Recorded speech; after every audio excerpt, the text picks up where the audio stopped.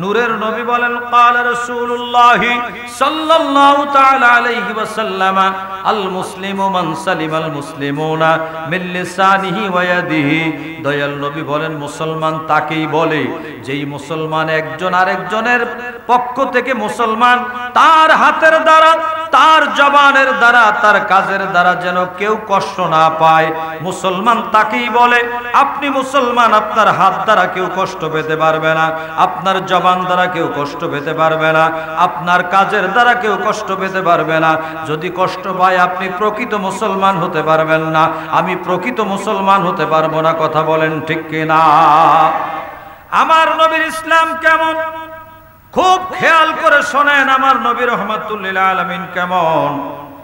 দয়াল নবী কামলেওয়ালার এক সাহাবী, যার একটা ছেলে ছোট্ট বাচ্চা, মাসুম বাচ্চা, দুধের বাচ্চা হারিয়ে গেছে।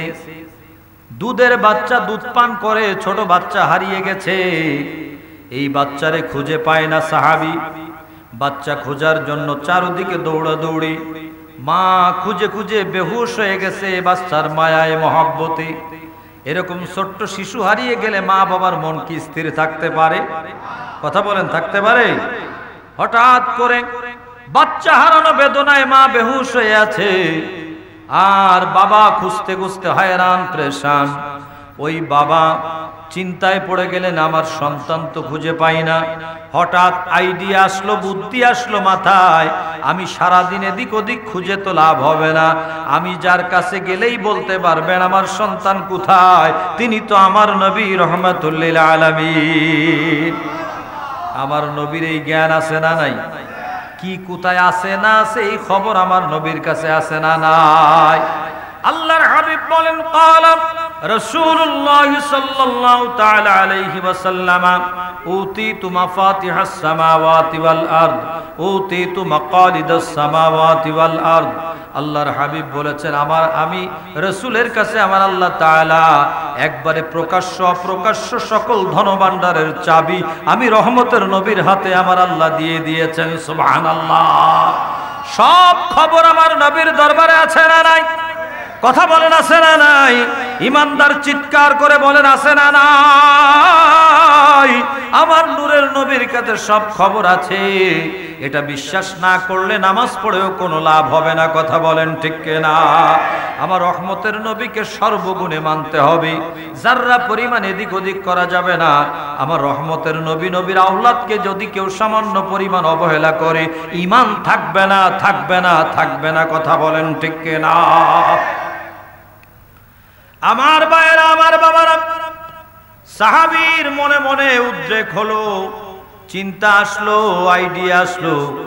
আমার নূরের নবী কামলেওয়ালা রাহমাতুল লিল আলামিনের কাছে গেলেই আমার হারানো সন্তানের খবর আমি পেয়ে যেতে পারি। আমাদের বিশ্বাস হয় কিনা? আমার নবী বলতে পারেন কিনা? এখন অনেকেই বলবে নবী বলতে পারলে মাঝে মাঝে জিবরাইলকে জিজ্ঞাসা করে কেন? বন্ধুরা আমার, কি বললে তুমি না বুঝে? আমার আল্লাহ তো মাঝে মাঝে জিজ্ঞাসা করতেন। আল্লাহ কোরআন শরীফে বলেন ওমা তিলকা বিয়ামিনিকা ইয়া মূসা। আল্লাহ বলেছিলেন মূসা তোমার ডান হাতে কি? এখন আমার আল্লাহ তো জানেন মূসা নবীর ডান হাতে কি। কথা বলেন ঠিক কিনা? আল্লাহ জানেন কিনা? আলিমুল গায়বি ওয়াশ শাহাদাতি হুয়ার রহমানুর রহিম। আমার আল্লাহর কাছে সমস্ত জ্ঞান আছে না নাই? আল্লাহ তো জ্ঞানের সৃষ্টিকর্তা। কথা বলেন ঠিক কিনা? এলেমের খালিক আমার আল্লাহ, এলেম বানিয়েছেন আল্লাহ তাআলা। এখন যদি কেউ বলে আল্লাহ জিজ্ঞাসা করলেন কেন ওমা তিলকা বিয়ামিনিকা ইয়া মূসা, ও মূসা তোমার ডান হাতে কি? বন্ধুরা আমার, মূসা নবীর ডান হাতে কি আমার আল্লাহ তাআলা ভালো করে জেনেও জিজ্ঞাসা করেছেন। কোনো কারণ একটা আছে, ঠিক কিনা বলেন? কারণ একটা আছে। ঠিক তেমনি ভাবে আমার আল্লাহ তাআলা আল্লাহর হাবিব কামলেওয়ালা তিনিও চিন্তা করেছেন জিবরাইলকে জিজ্ঞাসা করার মধ্যে কোনো একটা কারণ। আন্দাজে দয়াল নবীকে অসম্মান করতে যেও না। আমার নবীকে আল্লাহ তাআলা হাবিব বানাবার জন্য যা যা দেওয়ার দরকার সব কিছু দিয়ে হাবিব বানিয়ে দিয়েছেন, ঠিক কিনা? আলা হযরত আজিমুল বারাকাত সুন্দর করে বলে দিয়েছেন সবসে আওলা ওয়া আলা नबी सबसे बाला वाला अपने मौला का प्यारा हमारा नबी अपने मौला का प्यारा हमारा नबी दोनों आलम का दुल्हा हमारा नबी सबसे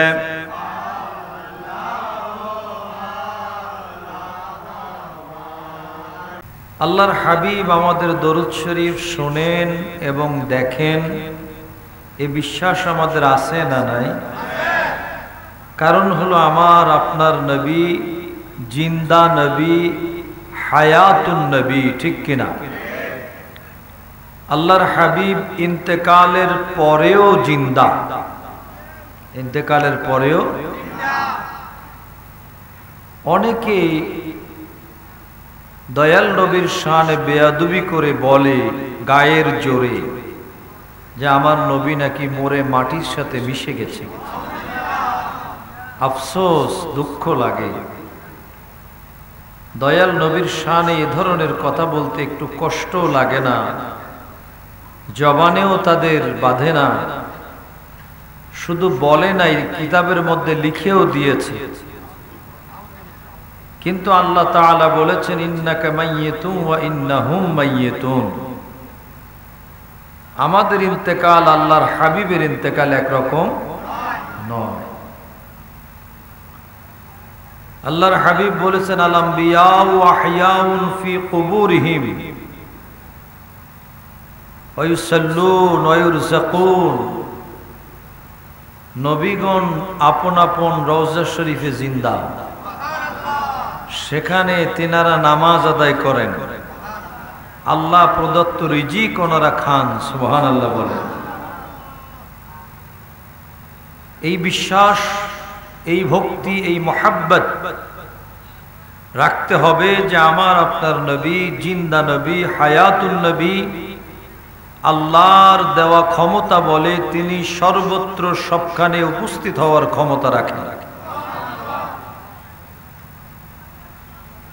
আল্লাহর হাবিব আল্লাহর নবীর দরুদ শরীফ যখনই পড়ার সুযোগ হয় আল্লাহর শুকর আদায় করতে হবে যে আল্লাহ আমার ভাগ্য ভালো, আমার নসিব ভালো, আমার কপাল ভালো যে আমি তোমার হাবিবের দরুদ শরীফ পড়ার সুযোগ পেয়েছি। অনেকে সুযোগ পায় না, আমার দয়াল নবীর দরুদ সালাম পড়তে সুযোগ পায় না, ফতোয়াও দেয়। কিন্তু বাবা, আমার দয়াল নবীর দরুদ সালাম এত বড় বরকতময় আমল, মিশকাত শরীফেও রয়েছে। আল্লাহর হাবিব আল্লাহর নবীর দরবারে আল্লাহ তাআলা জিবরাইল আমিন ফেরেশতাকে পাঠিয়েছিলেন আমাদের জন্য দুটি সুসংবাদ নিয়ে। সুবহানাল্লাহ বলেন। এক নম্বর সুসংবাদ হলো আল্লাহ বলেছেন মান সাল্লা আলাইকা সালাতান সাল্লাইতু আলাইহি, যেই ব্যক্তি আমার হাবিবের উপর দরুদ শরীফ পড়বে আমি আল্লাহ ওই মুহূর্তে তার উপর রহমত নাজিল করব। তাহলে দরুদ শরীফ পড়া শুরু করলেই কার রহমত পাওয়া যায়? মাশাআল্লাহ। যদি রহমতের দরকার হয় দয়াল নবীর দরুদ শরীফের কোনো বিকল্প নাই। দ্বিতীয় সুসংবাদ হলো ওয়ামান সাল্লামা আলাইকা সাল্লামতু আলাইহি। আল্লাহ পাক বলেন আমার হাবিবকে যেই ব্যক্তি সালাম করবে আমি আল্লাহ তাকে সালাম করব। এর চেয়ে বড় সুসংবাদ কি আর আছে বাবা? আমরা সালাম দিব দয়াল নবীকে, আর আমাদেরকে সালাম দিবেন কে? আল্লাহর সালাম পেলে কি আর ভয় থাকবে? মহান আল্লাহ সুবহানাহু ওয়া তাআলার সালাম পেলে কি দোজখ হবে? আল্লাহ সালাম দিলে দোজখী জান্নাতি হয়ে যাবে। একটাই মাধ্যম, দয়াল নবীকে সালাম দিব আমরা, আর আমাদেরকে সালাম দিবেন স্বয়ং আল্লাহ তাআলা। কত বড় ভাগ্য আমাদের!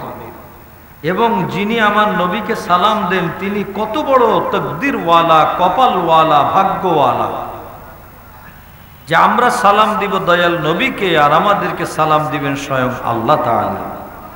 আহা, আমার নবীর দরুদ সালাম এত দামি। মিশকাতেও আছে, তিরমিজি শরীফেও আছে। ওয়ান ইবনে মাসউদ রাদিয়াল্লাহু তাআলা আনহুমা قال قال النبي صلى الله تعالى عليه وسلم أولى الناس بيوم القيامة أكثرهم علي الصلاة رواه الترمذي।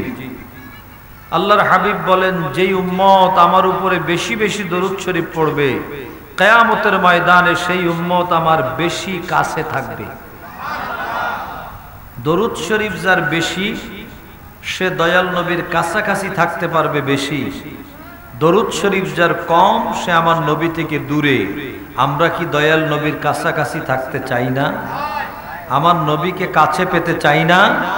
তাহলে প্রাণ ভরে ভক্তি, ভালোবাসা, মায়া, মোহাব্বত নিয়ে আমার দয়াল নবী আমার দরুদ শরীফ শুনতেছেন, আমাকে দেখতেছেন, এই মর্মে বিশ্বাস রেখে প্রাণ ভরে দরুদ শরীফ পড়ি। আল্লাহুম্মা সাল্লি আলা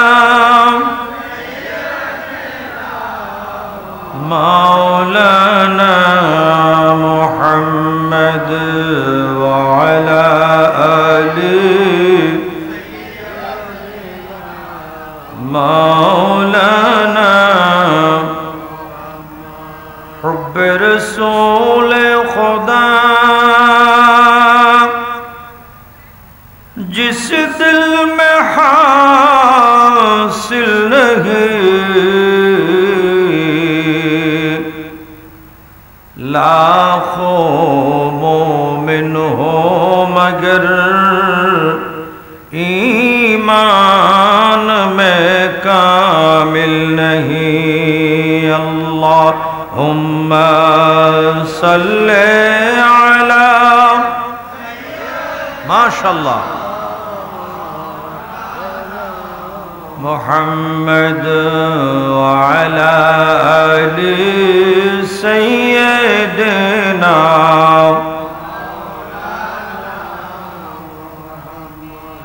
कदमों में तेरी गिरता, गलियों में तेरी फिरता, उगा है जार जार रोता, उगा है बेक़रार रोता। अल्लाहुम्मा सय्यदना मौलाना मुहम्मद व अला आलि मौलाना। अल्लाह अल्लाह अल्लाह ला इल्लाह बोलो अल्लाह अल्लाह अल्लाह ला यासीन ताहा कमले वाला कुरान के तफसीर, हाजिर नाजिर शाहिद कासिम आया सिराजुम मुनीर नबी जी। अल्लाह अल्लाह हो ला इलाहा हो अल्लाह अल्लाह अल्लाह हो ला अव्वल आखिर सब कुछ जाने, देख बईद करीब غائب کی خبر دینے والا، غائب کی خبر دینے والا اللہ کا وہ حبیب نبی جی اللہ اللہ لا الہ الا ہو اللہ اللہ اللہ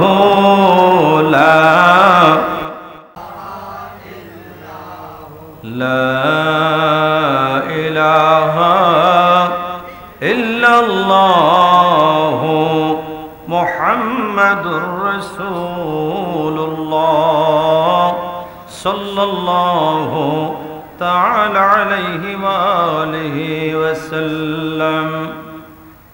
سرکار دو عالم کا میلاد مناتے ہیں، او ایک زندہ حقیقت کا احساس دلاتے ہیں۔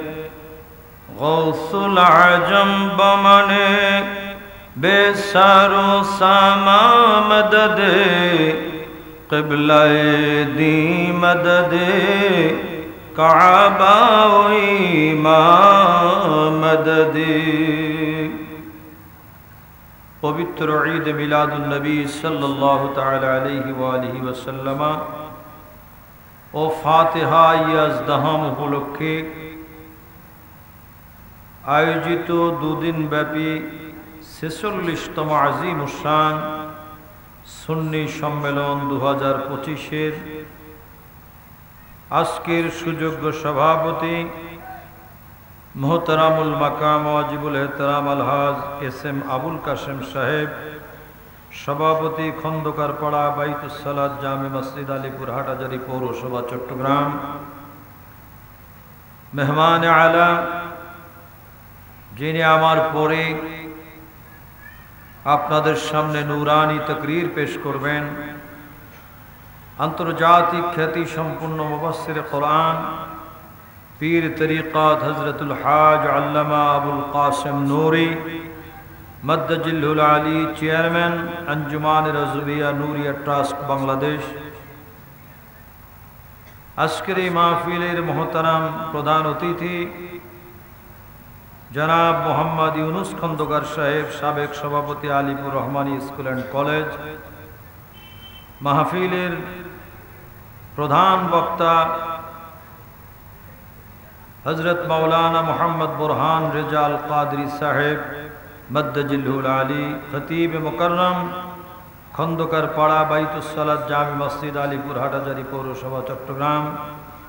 বিশেষ বক্তা হাফেজ মাওলানা মোহাম্মদ ইয়াকুব কাদরি সাহেব, বিশেষ বক্তা মাওলানা মোহাম্মদ রাশিদুল ইসলাম সাহেব, মাওলানা শহীদুল ইসলাম আল কাদরি সাহেব, মাওলানা তৌসিফ রেজা আল কাদরি সাহেব, মোহতারাম অতিথি আলহাজ মোহাম্মদ ইলিয়াস তালুকদার সাহেব, মোহতারাম মোহাম্মদ রিজওয়ান চৌধুরী সাহেব সহ সঞ্চালনায় হাফেজ মাওলানা আজহারউদ্দিন সাহেব, দেগার ওলামায়ে কেরাম, বিভিন্ন স্থান থেকে আগত আল্লাহ পাক রব্বুল আলামিনের ইমানদার বান্দারা এবং দয়াল নবীর আশিক উম্মতেরা, পর্দার অন্তরালে অবস্থানরত শত শ্রদ্ধাপ্রাপ্ত মা বোনেরা, সকলকে নিয়ে রব্বে করিমের দরবারে কালিমাতুশ শুকুর আদায় করি যে আল্লাহ তাআলা আমি মুসাফিরের আলোচনা শোনার জন্য আপনাদেরকে বসার এবং আমাকে বলার তৌফিক দিয়েছেন।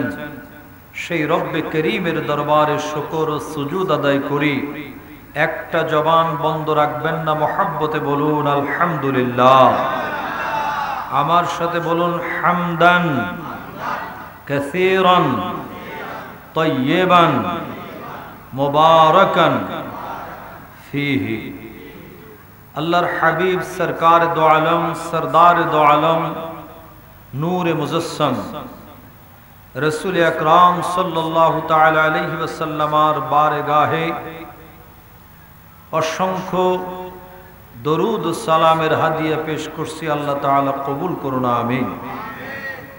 আরেকবার আল্লাহর দরবারে কালিমাতুশ শুকর আদায় না করলেই নয় যে আল্লাহ তাআলা আমাদেরকে হায়াতুন নবী, হাবিব নবী, কমলেওয়ালা নবী, দো জাহানের বাদশাহ, দো জাহানের কন্ডারি নবী, শাফাআতের মালিক ও মুখতার নবীর উম্মত বানিয়েছেন। আমরা বড় ভাগ্যবান হতে পেরেছি। এজন্য শাফাআতের নবীর উম্মত, শফিউল মুজনবিন নবীর উম্মত হতে পেরে আল্লাহর দরবারে শুকর আদায় করি, বলি আলহামদুলিল্লাহ। জবান বন্ধ রাখবেন না, সবাই মিলে বলি আলহামদুলিল্লাহ। একবার বলি ইয়া রাসূলুল্লাহ, মহব্বতে বলি ইয়া ওয়ালি আল্লাহ। আমাকে আমার ভাইরা একটি সাবজেক্ট দিয়েছেন, রাসূল পাক সাল্লাল্লাহু আলাইহি ওয়াসাল্লামের জীবনের আলোকে বর্তমান সমাজ ব্যবস্থা, বর্তমান সমাজের যেই অবস্থা, তাতে এই আলোচনার দরকার আছে না নাই? আসলে আদর্শ হওয়ার দরকার হলো আল্লাহর হাবিবের আদর্শ বাস্তবায়নের দরকার, ঠিক কিনা? যেই সমাজে রহমাতুল্লিল আলামিনের আদর্শ আছে, সেই সমাজের মধ্যে কোনো সমস্যা থাকতে পারে না। রব্বে করিম যাকে রহমাতুল্লিল আলামিন হিসাবে পাঠিয়েছেন, সেই রহমতের নবী কামলেওয়ালার উম্মত হয়েছি, বড় ভাগ্যবান হয়েছি। সেই নবীর আদর্শ অনুসরণ আমাদের দরকার আছে না নাই? আমাদের ধর্মের নাম কি? সবাই বলেন না, বললে কি গুনাহ হবে? বরঞ্চ যেই কয়টা অক্ষর আছে, প্রত্যেকটা অক্ষরের বিনিময়ে 10টা করে নেকি আল্লাহ দিতে পারেন, ঠিক কিনা? ইসলাম শব্দটি কোরআনের শব্দ, ঠিক কিনা বলেন? ইসলাম সম্পর্কে আল্লাহ কোরআনে কারীমে কি বলেছেন? আমার সাথে একটু জবান খুলে বলুন, বিসমিল্লাহির রাহমানির রাহিম। ইন্নাদ দীনা ইনদাল্লাহিল ইসলাম।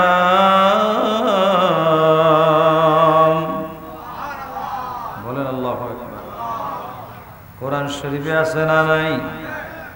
अल्लाह के नाम से शुरू करता हूँ जो बड़ा मेहरबान और निहायत रहम वाला। আল্লাহর নামে শুরু করলাম, যিনি পরম করুণাময় অতি দয়ালু। আল্লাহর চেয়ে বড় দয়ার মায়ার আর কেউ নাই, ঠিক কিনা? সেই আল্লাহ ইসলাম সম্পর্কে নিজেই বলে দিয়েছেন কোরআনে হাকিমের মধ্যে, খোদ খোদার এলান হলো, কালাম হলো, একমাত্র আল্লাহর কাছে মনোনীত ধর্মের নামই হলো ইসলাম। আল্লাহর কাছে মনোনীত ধর্মের নাম কি? আবার বলেন না, ইসলাম ধর্ম আমাদের ধর্ম। গর্বের সাথে, শুকর আদায়ের সাথে আল্লাহর কাছে আমরা বলতে পারি আমরা বড় ভাগ্যবান, কারণ আমরা হইলাম মুসলমান। আমরা মুসলমান, ধর্মের নাম ইসলাম, কিন্তু আমার নূরের নবী হলেন ইসলাম, ঠিক কিনা? আমরা মুসলিম, দয়াল নবী ইসলাম। আমরা মুমিন, দয়াল নবী হলেন আমাদের ঈমান। বিশ্বাস হয় না মনে হয়? আমার নবী আমাদের, একটু বলেন না বাবা। ঢাকা থেকে কষ্ট করে আসছি আপনাদের খেদমতে, ভাইদের মহব্বতে, আপনাদের ভালোবাসায় আমার এই স্টেজেই 3 বার আসা হলো। আমি তো জানি আপনারা আমাকে ভালোবাসেন, না হলে তো আর দাওয়াত দিতেন না। কত কষ্ট করে আমার ভাইয়েরা মাহফিল সাজালেন। একটা মাহফিল করা, আমি তো অস করে বেড়াই না, আমাদের প্রতিষ্ঠান আছে, আমরাও অনেকগুলো প্রোগ্রাম করি নিজেরা। আমরাও জানি অনেক কষ্ট, অনেক ত্যাগ, অনেক খরচ, অনেক কিছু মিলিয়ে একটা মাহফিল হয়, ঠিক কিনা বলেন? তো যদি আপনারা একটু খুশি হয়ে কথা বলেন, তাহলে আমারও বলতে সুবিধা হবে। আল্লাহর হাবিব হলেন ঈমান, আমরা হলাম মুমিন। অবিশ্বাস করেন কেউ? সহিহ বুখারী আসহুল কুতুব বাদা কিতাবিল্লাহি সহিহুল বুখারীর মধ্যে রয়েছে হুব্বুর রাসূল মিনাল ঈমান, দয়াল নবীর মহব্বতের নামই হলো ঈমান। বলেন সুবহানাল্লাহ। নবী আমাদের ঈমান, আমরা হলাম মুমিন, আমরা মুসলিম, দয়াল নবী ইসলাম। দয়াল নবী কি? সবাই বলেন দয়াল নবী কি? আমার দয়াল নবী যা করেছেন, যা বলেছেন, এটাই হলো ইসলাম। এই ইসলাম যদি বাস্তব জীবনে আমরা সুন্দরভাবে পালন করতে পারি, তাহলে পৃথিবীর সেরা জাতি হিসাবে আমরা দাঁড়িয়ে যেতে পারবো, ঠিক কিনা? আল্লাহর হাবিবের আদর্শ থেকে যদি কেউ যাররা পরিমাণ দূরে সরে যায়, ওই ব্যক্তি আমার নবীর আদর্শ থেকে দূরে সরে যাওয়ার কারণে, নৈতিকতা পূর্ণাঙ্গ ইসলাম থেকে দূরে সরে যাওয়ার কারণে সে বরবাদ হয়ে যাবে, জীবন তার শেষ হয়ে যাবে, ঠিক কিনা? শান্তির ধর্ম ইসলাম। শান্তি কোন জায়গায়? আমার নূরের নবীর অনুসরণের মধ্যেই শান্তি রয়েছে, আছে না নাই? আমার নবী থেকে দূরে সরে গেলে কোনো শান্তি হবে? কোরআন থেকে দূরে সরে গেলে কোনো শান্তি হবে? কোরআন শরীফ ছেড়ে দিলেও শান্তি নাই। আল্লামা ডক্টর ইকবাল রহমতুল্লাহ আলাইহি বলেছেন, ও জমানা মে মুআজ্জাজ থে মুসলমান হোকর और तुम खार हुए हैं तारिके कुरआन होकर। আগের জামানার মানুষেরা কোরআন শরীফকে মহব্বত করত, মানত, এজন্য তাদের মর্যাদা উপরে ছিল। আর এখন যারা কোরআন শরীফ থেকে দূরে সরে গেছে, তারা ছাই হয়ে গেছে, খার হয়ে গেছে। কথা বলেন ঠিক কিনা? আল্লাহকে মানতে হবে, আল্লাহর রাসূলকে মানতে হবে, কোরআন সুন্নাহকে মানতে হবে। এর বাইরে যদি আমরা যে জীবন যাপন করতে চাই, ওই জীবন ব্যবস্থা আল্লাহ ও রাসূলের দেওয়া জীবন ব্যবস্থা হবে না। কথা বলেন ঠিক কিনা? আল্লাহ কোরআন শরীফে বলেছেন, আতিউল্লাহ ওয়া আতিউর রাসূল ওয়া উলিল আমরি মিনকুম। ইতাআত হবে আল্লাহর, ইতাআত হবে আমার দয়াল নবীর, এবং উলিল আমর যারা, তাদের আনুগত্য করতে হবে। কথা বলেন ঠিক কিনা? রব্বে করিম কত সুন্দর করে ঘোষণা দিয়েছেন সেই হাবিবের ব্যাপারে, লাকাদ কানা লাকুম ফি রাসূলিল্লাহি উসওয়াতুন হাসানা। আমার রাসূলের মধ্যে যেই গুণাবলী রয়েছে, উসওয়ায়ে হাসানা রয়েছে, পৃথিবীর কারো মধ্যে নাই, নাই, নাই। কথা বলেন ঠিক কিনা? বন্ধুরা আমার, বাবাজিরা আমার, আজকের সমাজের দিকে যদি আমরা লক্ষ্য করি, সন্তান মা বাবার খেদমতের দিকে খেয়াল করলে দেখা যায় নাই, ঠিক কিনা বলেন? মা কেউ মানে না, বাবা কেউ মানে না। আমাদের বাপদাদারা শোনে নাই বৃদ্ধাশ্রম বলে কোনো জিনিস আছে, কিন্তু বর্তমানে অ্যাভেলেবেল সবার কাছে জানা আছে বৃদ্ধাশ্রম বলে একটা কিছু আছে না নাই? সন্তান কেমন হয়ে গেলে মা বাবাকে বৃদ্ধাশ্রমে পাঠিয়ে দেয়, সন্তান কেমন হয়ে গেলে এই ধরনের বৃদ্ধাশ্রমে দিয়ে শান্তিতে থাকতে পারি? এটা কোন সমাজ? এটা কোন সমাজ ব্যবস্থা? যাদের চেহারার দিকে তাকাইলে কবুল হজের সওয়াব হয়, তাদেরকে বৃদ্ধাশ্রমে পাঠিয়ে দিয়ে সন্তান সুন্দর জীবন যাপন করতে চায়। জোরে কোন নাউযুবিল্লাহ। কিন্তু আমার নূরের নবী কি বললেন? কোন দিক দিয়ে ধর্ম বুঝতেছি না। সমাজ ব্যবস্থা এমন হয়ে গেছে, ছোটরা বড়দের সম্মান দেয় না, বড়রা ছোটদেরকে আদর স্নেহ করে না। একটা সময় এমন ছিল, বড়দেরকে ছোটরা এমন মানা মানত, তাদের সামনে আসতে ভয় পেত, ঠিক কিনা বলেন? কিন্তু এখন কত খারাপ ব্যবহার তাদের সাথে করে। কেন? কারণটা কি? আজকে ওয়াজ নসিহত বাংলার জমিনে কম হচ্ছে না, কিন্তু এই কথাগুলোর দরকার আছে না নাই? একজন মুসলমান থেকে আরেকজন মুসলমানের নিরাপত্তা নাই। এমন অবস্থা হয়ে গেছে, মুসলমান নামধারী মুসলমান, কিন্তু মুসলমানের অবস্থা বড় খারাপ হয়ে গেছে, কথা বলেন ঠিক কিনা? নামে মুসলমান কিন্তু কাম খারাপ হয়ে গেছে। একটা গল্প বলা লাগে, ইন্ডিয়ার মধ্যে একজন কবি গেছে ভ্রমণ করতে। কবি মুসলমান, কবি চিন্তা করছে যে আমি মুসলমানদের হোটেলে খাবো। ঘুরে ঘুরে দেখে সব জায়গায় হিন্দুদের হোটেল, তো মুসলমানের হোটেল খুঁজে পায় না। তো একটা হোটেল পেয়েছে, হোটেলের সাইনবোর্ডের মধ্যে লেখা ইসলামিয়া মুসলিম হোটেল। ইসলামও আছে মুসলিমও। আমার কথা বুঝতেছেন না মনে হয়?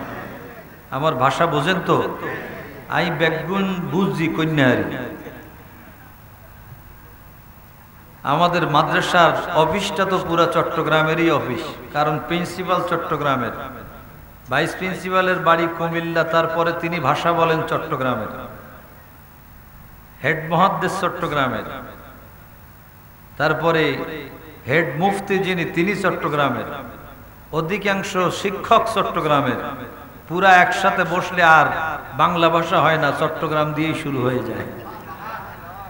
তো এই জন্য আমি সব বুঝি কিন্তু বলতে সব পারি না। তো বলতেছিলাম যে কবি ঘুরতেছে, হোটেল একটা পেয়ে গেছে, হোটেলের নাম হলো ইসলামিয়া মুসলিম হোটেল। বলেন না, ইসলামিয়া মুসলিম হোটেল। কবি খুব খুশি হয়ে গেছে, পেয়ে গেছি, এখন মন ভরে একটু খাবো। ভিতরে প্রবেশ করে দেখে অবাক, কিরে সবাই বসে বসে মদ পান করতেছে। নাউজুবিল্লাহ বলেন না, সবাই বসে কি করে? মদ পান করে। তখন বলে আরে কপাল, ইসলামিয়া মুসলিম হোটেলের সাইনবোর্ড আর ভিতরে কি অবস্থা। এই অবস্থা যদি হয় তাহলে ইসলামিয়া মুসলিম হোটেল নাম দিয়ে সম্মান নষ্ট করা, এটা কোন জগতের কোন ধরনের কাজ? এটা কোন সমাজ ব্যবস্থা? চিন্তা করতে করতে কবি মানুষ তো দুলাইন কবিতা লিখছে। ঈশান নয়া রঙ্গ নয়া দৌরে নয়া হে, শান নয়া রঙ্গ নয়া দৌরে নয়া হে, নামে মুসলিম হে মগর কামে বুরা হে। এটা কোন ধরনের নতুন রং ঢং? সাইনবোর্ড হলো মুসলমানের, ভিতরে সমস্ত অপকর্ম, ঠিক কিনা? নামে ইসলাম, কামে সব খারাপ, ঠিক কিনা বলেন? আজকে আমরা মুসলমান নাম দিয়েছি, কিন্তু ইসলামী সমাজ ব্যবস্থা আমাদের কই নাই, কোন দিক দিয়ে তো নাই। বেশির বেশি আমরা হয়তো টুপিটা পরি, বেশির বেশি আমাদের কারো কারো দাড়ি আছে, বেশির বেশি একটা পাঞ্জাবি পরি। আজান দিলে হয়তো মসজিদে যে নামাজটা আদায় করার অনেকে চেষ্টা করে, এর বাইরে তেমন কিছু খুঁজে পাওয়া যাচ্ছে না। তারপরে নামাজটাও ভালো করে পড়ে না, নামাজ পড়ে লোক দেখানো নামাজ, কথা বলেন ঠিক কিনা? আবার 20-22 বছরের ছোট্ট বাচ্চারা যারা নওজোয়ান, তাদের কপালের মধ্যে দাগ পড়ে গেছে। হ্যাঁ, নামাজি এটা দেখাইতে হবে না। না না বন্ধুরা আমার, আল্লাহর হাবিবের আদর্শ অনুসরণ করে চললে উন্নতি আসবে, সমাজ ব্যবস্থার পরিবর্তন হবে। আল্লাহর হাবিবের যেই নির্দেশনা, আল্লাহর হাবিবের যেই হুকুম, আল্লাহর হাবিব যা করেছেন তার বাইরে যাররা পরিমাণ আসা যাবে না। আমার দয়াল নবীর ইসলামকে পূর্ণাঙ্গ রূপে আমাদেরকে মানতে হবে, কথা বলেন ঠিক কিনা? আল্লাহ বলে দিয়েছেন, ইয়া আইয়ুহাল্লাযীনা আমানু দুখুলু ফিস সিলমি কাফা। আল্লাহ বলেন, তোমরা ঈমানদারেরা, আমি আল্লাহ বলে দিচ্ছি, তোমরা পুরাপুরি ভাবে মুসলমান ইসলামের মধ্যে দাখিল হয়ে যাও, পরিপূর্ণভাবে দাখিল হয়ে যাও। কিছুটা মানবা, কিছু মানবা না, কিছুটা সুবিধা মতো হইলে মানলে, কিছুটা অসুবিধা আর মানলে না, এই রকম করা যাবে না। পরিপূর্ণ ইসলামে দাখিল হওয়ার অর্ডার কার? আরো জোরে কোন কার? যদি ইসলামে দাখিল না হয়, যদি আল্লাহ আল্লাহ রাসূলের হুকুম না মানি, আল্লাহ তাআলা কোরআন শরীফে বলেন, ওমাইয়াসিল্লাহ ورسوله ويتعد حدوده يدخله نارا خالدا فيها وله عذاب مهين আল্লাহ বলেন আমি আল্লাহ এবং আমার রাসূলের বিধিবিধান যদি কেউ লঙ্ঘন করে থাকো শুনে রেখে দাও, জেনে রেখে দাও, আমি আল্লাহ তাআলা তাকে অপমানজনক শাস্তির ব্যবস্থা করব।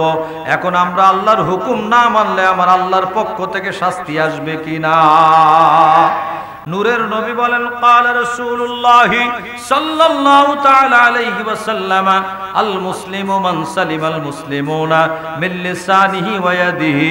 দয়াল নবী বলেন মুসলমান তাকেই বলে যেই মুসলমান একজন আরেকজনের পক্ষ থেকে মুসলমান, তার হাতের দ্বারা, তার জবানের দ্বারা, তার কাজের দ্বারা যেন কেউ কষ্ট না পায়, মুসলমান তাকেই বলে। আপনি মুসলমান, আপনার হাত দ্বারা কেউ কষ্ট পেতে পারবে না, আপনার জবান দ্বারা কেউ কষ্ট পেতে পারবে না, আপনার কাজের দ্বারা কেউ কষ্ট পেতে পারবে না। যদি কষ্ট পায় আপনি প্রকৃত মুসলমান হতে পারবেন না, আমি প্রকৃত মুসলমান হতে পারবো না। কথা বলেন ঠিক কিনা? আমার নবীর ইসলাম কেমন খুব খেয়াল করে শোনেন। আমার নবী রাহমাতুল লিল আলামিন কেমন? দয়াল নবী কামলেওয়ালার এক সাহাবী, যার একটা ছেলে ছোট্ট বাচ্চা, মাসুম বাচ্চা, দুধের বাচ্চা হারিয়ে গেছে। দুধের বাচ্চা দুধ পান করে, ছোট বাচ্চা হারিয়ে গেছে। এই বাচ্চারে খুঁজে পায় না সাহাবী। বাচ্চা খোঁজার জন্য চারদিকে দৌড়াদৌড়ি।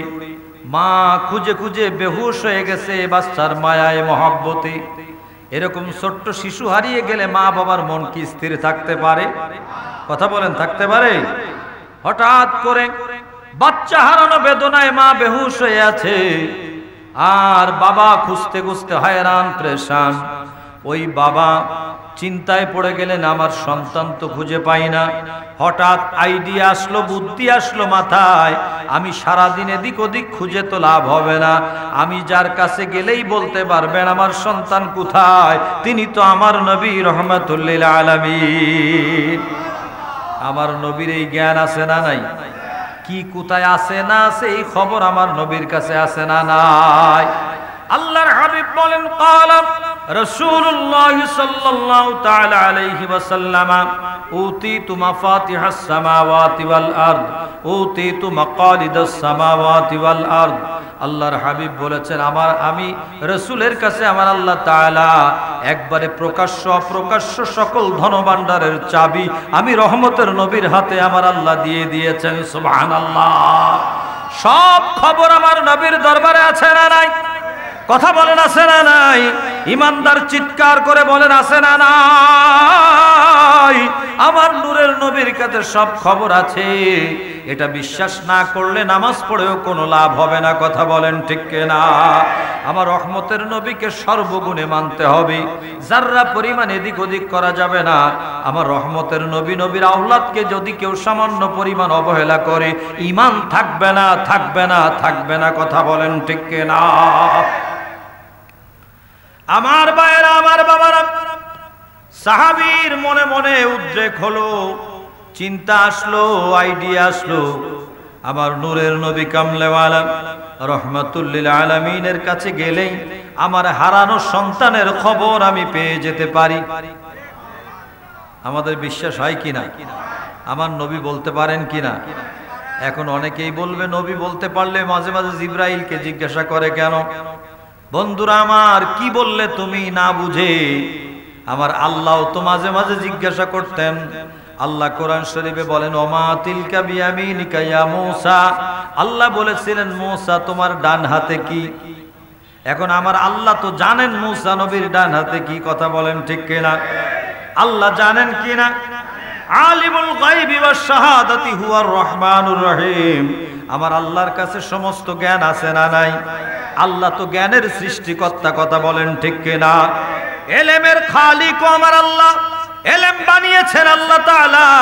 এখন যদি কেউ বলে আল্লাহ জিজ্ঞাসা করলেন কেন ওমা তিলকা বিয়ামিনিকা ইয়া মূসা, ও মূসা তোমার ডান হাতে কি?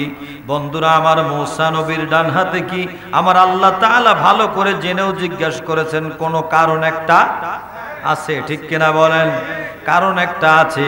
ঠিক তেমনি ভাবে আমার আল্লাহ তাআলা আল্লাহর হাবিব কামলেওয়ালা তিনিও চিন্তা করেছেন জিব্রাইলকে জিজ্ঞাসা করার মধ্যে কোনো একটা কারণ। আন্দাজে দয়াল নবীকে অসম্মান করতে যেও না। আমার নবীকে আল্লাহ তাআলা হাবিব বানাবার জন্য যা যা দেওয়ার দরকার সব কিছু দিয়ে হাবিব বানিয়ে দিয়েছেন, ঠিক কিনা? আলা হযরত আজিমুল বারাকাত সুন্দর করে বলে দিয়েছেন, সবসে আওলা ওয়া আলামা রানবী সবসে বালা लामा अपने मौला का प्यारा हमारा नबी, अपने मौला का प्यारा हमारा नबी, दोनों आलम का दुल्हा हमारा नबी सबसे।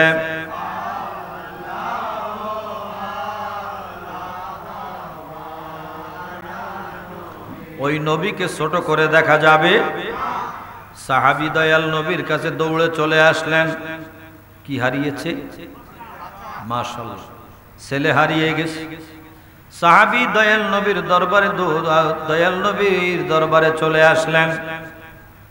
আমার দয়াল নবী হুজরা শরীফের মধ্যে আরাম করতেছেন।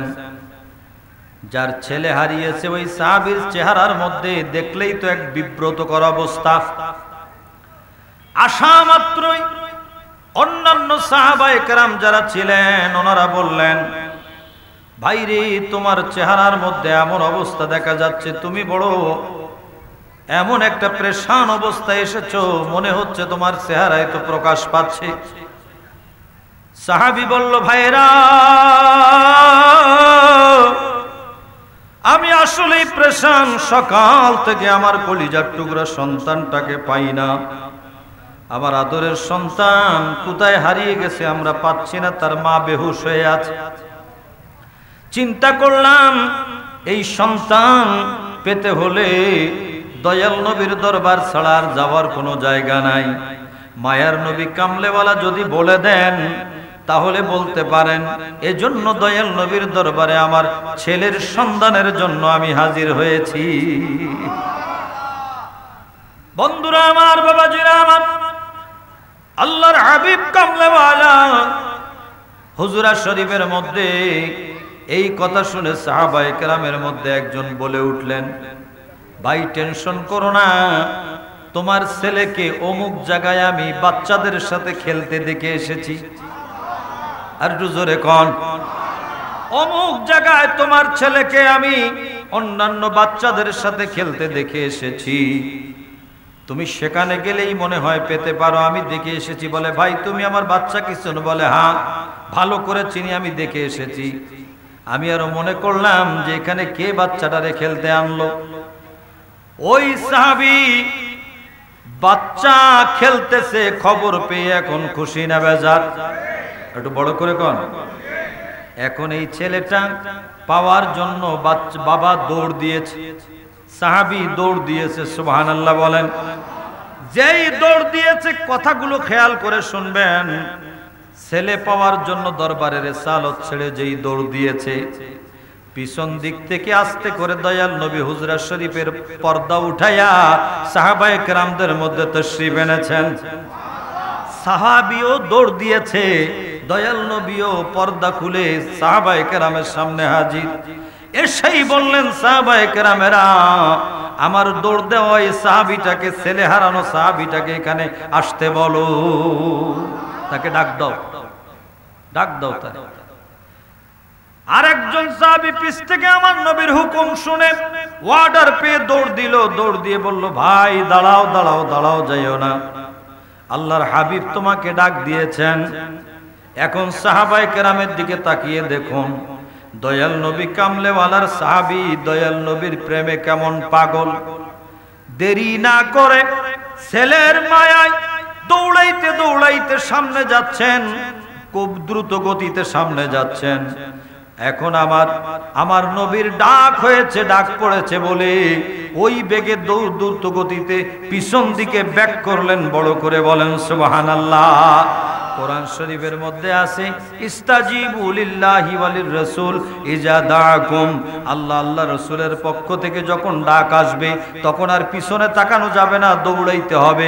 নামাজের মধ্যে থাকলে দয়াল নবী যদি ডাক দেয়, নামাজ রেখে আমার দয়াল নবীর ডাকে হাজিরা দিতে হবে। কি হলো?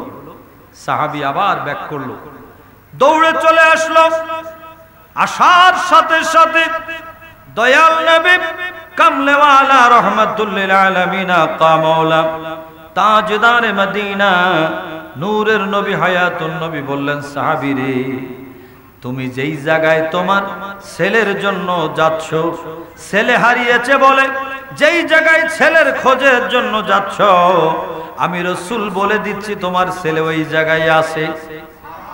একটু বড় করে কোন, এখনো খুশি হইতে পারলাম না, বড় করে কোন সুবহানাল্লাহ। একসাথে বলেন আল্লাহু আকবার। এইগুলো বলা মানে আমাদের জন্য বড় লাভ, বড় করে কোন আল্লাহু আকবার। এখন সাহাবীকে আমার নবী বলেন, তোমার ছেলে ওই জায়গায় আছে, ছেলে ওখানে আছে, ছেলে ওখানে আছে। তুমি একটা কাজ করো, একটা কাজ করো।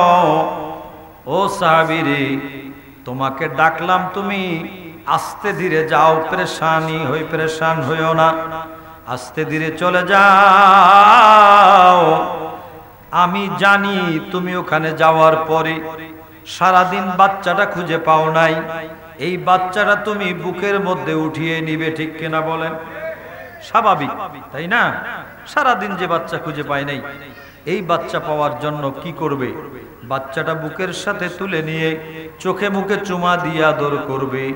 আমার দয়াল নবী কামলেওয়ালা বলে দিলেন, তুমি একটা কাজ করো, ওই জায়গায় যাওয়ার পরে তোমার বাচ্চাটাকে তুমি বুকে উঠিয়ে আদর করবে না, তাকে চুমা দিবে না, তুমি আস্তে আস্তে ওখান থেকে তুমি চলে যাবে।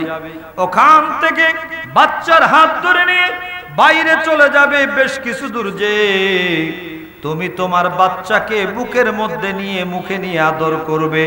ছেলেদের যেখানে খেলতেছে ওখানে আদর করবে না। বড় করে বলেন সুবহানাল্লাহ। কারণ কি ইয়া রাসূলুল্লাহ? কারণটা হইল, যেই জায়গায় তোমার ছেলে সহ অন্য ছেলেরা খেলতেছে, ওই জায়গার মধ্যে কিছু এতিম বাচ্চা খেলতেছে। বড় করে কোন আল্লাহু আকবার, আরো জোরে কোন আল্লাহু আকবার। তুমি তোমার ছেলে যেখানে খেলতেছে সেখানে কিছু এতিম বাচ্চা খেলতেছে, তুমি তোমার আদরের সন্তানকে পেয়ে বুকের মধ্যে উঠিয়ে তুমি আদর মায়া করবে। এইটা যদি এতিম সন্তানেরা দেখে, এতিম কান্না শুরু করে দিবে আর বলবে, আল্লাহ, আমার বাবা থাকলে আমাকে তো এমন করে আদর করতেন। কথা বলেন ঠিক কিনা? আমার কথা বুঝতে পারছেন আপনারা? মা থাকলে এমন করে আদর করতেন। এতিম কান্না করবে। আমার দয়াল নবী বললেন, শোনো, আমি তোমার সন্তানের জন্য যেমন রহমাতুল লিল আলামিন, ওই এতিম বাচ্চাদের জন্য আমি একই ভাবে রহমাতুল লিল আলামিন। বড় করে কোন আল্লাহু আকবার। তোমার বাচ্চার জন্য আমি যেমন রহমাতুল লিল আলামিন, ওই এতিম বাচ্চাদের জন্য আমি রাসূল রহমাতুল লিল আলামিন। অতএব আমার বিচার সব জায়গায় সমান। তোমার ছেলের জন্য আমি রাসূল যেমন, এতিম বাচ্চাদের জন্য আমি রাসূল তেমন। তাই তোমাকে বলে দিলাম, লুকিয়ে সন্তানকে আদর করবে, এতিমের সামনে সন্তানকে আদর করবে না। এতিমের বুকের মধ্যে ধাক্কা লাগবে, মা বাবা নাই বলে। কথা বলেন ঠিক কিনা? ও মুসলমান, কই আজকের সমাজ ব্যবস্থা? নূরের নবীর শিক্ষা যদি আমরা পাই, তাহলে এই সমাজের পরিবর্তন আসবে কিনা? কথা বলেন। আল্লাহর হাবিব কামলেওয়ালা এতিমের সামনে নিজের সন্তানকে মায়া করা নিষেধ করে দিলেন। এটাই আমার রহমতের নবীর শিক্ষা। তোমার সন্তানকে তুমি লুকিয়ে ঘরের মধ্যে আদর করো, এতিমের সামনে আদর করো না। কথা বলেন ঠিক কিনা? সেই নবীর আদর্শ অনুসরণ করার দরকার আছে না নাই? আল্লাহ বলেন মাইয়ুতির রাসূল ফাকাদ আতা আল্লাহ, যে আমার রাসূলের ইতাআত করলো, আনুগত্য করলো, সে সরাসরি আমার আল্লাহর আনুগত্য করলো। কথা বলেন ঠিক কিনা? রাসূলের আনুগত্য আল্লাহর আনুগত্য। যে রাসূলের হুকুম মানবে সে আল্লাহর হুকুম মানলো। আল্লাহ তাআলা কোরআন শরীফে বলে দিয়েছেন আতাকুমুর রাসূলু ফাখুযুহু ওয়া মা নাহাকুম আনহু ফান্তাহু। আমার দয়াল নবী, কামলেওয়ালা, রহমতের নবী, আল্লাহর পক্ষ থেকে যা এনেছেন সেগুলো আমাদেরকে মানতে হবে, আর যা নিষেধ করেছেন সেগুলো মানতে হবে। না কে না বলতে হবে, হ্যাঁ কে হ্যাঁ বলতে হবে, এটাই শরীয়ত। কথা বলেন ঠিক কিনা? আমাদের কাছে যেটা ভালো লাগলো ওটাই হ্যাঁ বললাম, চলবে। যেটা আমাদের কাছে একটু খারাপ লাগলো না বললাম না না না। আমার নূরের নবী যেটাকে হ্যাঁ বলেছেন ওইটাই মানতে হবে হ্যাঁ, যেটা আমার নূরের নবী না বলেছেন সেটাই মানতে হবে। কথা বলেন ঠিক কিনা? কারণ আমার রহমতের নবীর চেয়ে বড় আদর্শবান আল্লাহর জগতের মধ্যে আর কেউ আসে না। আমার নবীর চেয়ে বড় আদর্শবান খোদার জমিনে, খোদার জগতে কেউ। হযরত আনাস বলেন আমি 10 বছর নূরের নবীর খেদমত করেছি। এই 10 বছরের মধ্যে আমি দয়াল নবীকে একবারও রাগ করতে দেখি নাই। কত বড় কথা! 10 বছর আমি নূরের নবীর খেদমতে ছিলাম, একটা সময় আমার নবী রাগ করেছেন এরকম আমি আমার নবীর চেহারায় আনোয়ারের দিকে তাকিয়ে পাই নাই, পাই নাই, পাই নাই। আমার নবী কেমন, কার আদর্শ অনুসরণ করলে সমাজ ব্যবস্থার পরিবর্তন হবে? বাবা, রহমতের নবীর 11 জন বিবি একসাথে ছিলেন আল্লাহর হুকুমে। কার হুকুমে? বড় করে কোন? আল্লাহর হুকুমে একসাথে 11 জন বিবি আহলিয়া, আমাদের আম্মা জানেরা। কয়জন? 11 জন। কি মহাব্বতের একটি মজার ঘটনা ঘটলো। একজন বিবি এসে আমার দয়াল নবীকে বললেন, উম্মুল মুমিনিন, ইয়া রাসূলুল্লাহ, আপনি কাকে বেশি ভালোবাসেন? কাকে বেশি ভালোবাসেন? আমার দয়াল নবী বললেন, কাকে বেশি ভালোবাসি কালকে ফজরের নামাজের পরে বলবো। আরেকজন বিবি আসলেন, ইয়া রাসূলুল্লাহ, নবী গো, আপনি কাকে বেশি ভালোবাসেন? সেই বিবিকে আমার দয়াল নবী বললেন, আগামীকাল ফজরের পরে বলবো কাকে বেশি ভালোবাসি। আরেকজন বিবি আসলেন, এসে বললেন, ইয়া রাসূলুল্লাহ, নবী গো, আপনি কাকে বেশি ভালোবাসেন? বিবিকে আমার দয়াল নবী বললেন, আগামীকাল ফজরের পরে বলবো কাকে ভালোবাসি। এইভাবে 11 জনের জিজ্ঞাসা। মহব্বতে বলেন সুবহানাল্লাহ। বর্তমান সময়ে যার 2 জন বিবি আছে, 2 জনের কাছে 4 নাম্বার হতে হয়, ঠিক কিনা কোন? তার কাছে একরকম, তার কাছে একরকম জালজুল ওয়াজহাইন, 2 মুখওয়ালা হইতে হয়, ঠিক কিনা কোন? এদিকে একরকম সেদিকে একরকম, যেমনে যারা ম্যানেজ করতে পারে। কিন্তু না না না, আমার নবীর আদর্শ, আমার নবীর শিক্ষা চিন্তা করে দেখেন। আমার নবী বলে দিলেন 11 জন বিবিকে। সবাই জিজ্ঞাসা করতে লাগলেন, আমার নবী উত্তর দিলেন, কালকে ফজরের পরে আমি বলবো কাকে বেশি ভালোবাসি। কালকে ফজরের পরে। রাতে কি কারো ঘুম আছে? আপনাকে কষ্ট হচ্ছে মনে হয়, মাইক ছেড়ে দিব? হ্যাঁ, কই হুজুর ঘন ঘন আসে। হ্যাঁ, তৃতীয়বার আসলো, এত আসে কেন? এত শোনার দরকার নেই নাকি? আচ্ছা, আল্লাহর হাবিব সিদ্ধান্ত দিবেন কি এমন সিদ্ধান্তের জন্য? বন্ধুরা আমার, বাবাজিরা আমার, সবাই নির্ঘুম, রাতের বেলা ঘুমাইতে পারে নাই। কাকে আমার নবী বেশি ভালোবাসেন এটা দয়াল নবী বলবেন। এখন আমার রহমতের নবী কামলেওয়ালা বলবেন, এই আশায় আশায় সারা রাত না ঘুমায় সবাই নামাজ পড়ে রেডি। দয়াল নবীর হুজরা শরীফের সামনে সবাই রেডি, কে কাকে আমার নবী বেশি ভালোবাসেন। আমার রহমতের নবী কি করলেন? সকালবেলা তো ন্যায় নীতিমান একবারে খাঁটি বিচার করা লাগবে, সুন্দর একটা জবাব দেওয়া লাগবে। আমার নবী চিন্তা করলেন, আল্লাহর কুদরতে চিন্তার ফয়সালা হয়ে গেল। সবার ঘরে যে রাতের বেলা একটা একটা করে খেজুর সব বিবির হাতের মধ্যে দিয়ে এসেছেন। যে যে জিজ্ঞাসা করছে বিবিগণ, তাদেরকে ওনাদেরকে একটা একটা করে খেজুর দিয়ে আসছে। ঠিক আছে, সবাইকে একটা করে খেজুর দিয়েছে। ফজরের নামাজ হয়ে গেল। ফজরের নামাজ হয়ে যাওয়ার পরে সবাই সাহাব বসে আছেন, অপেক্ষায় আছেন। দয়াল নবী মসজিদে নামাজের জামাত শেষ করে বিবিদের সামনে আসলেন। বিবিরা সবাই অবাক, ইয়া রাসূলুল্লাহ, নবী গো, আপনি বলেছিলেন আমাদের মধ্যে কাকে বেশি ভালোবাসেন আজকে বলবেন, আমরা সেজন্য আপনার অপেক্ষায় বসে আছি, বলেন সুবহানাল্লাহ। আমার নবী মিষ্টি হাসি দিয়ে বললেন, যাকে আমি খেজুর দিয়েছি তাকেই বেশি ভালোবাসি। খেজুর কয়জন রে দিছে? হ্যাঁ, 11 জনকে 11টা খেজুর দিয়েছেন।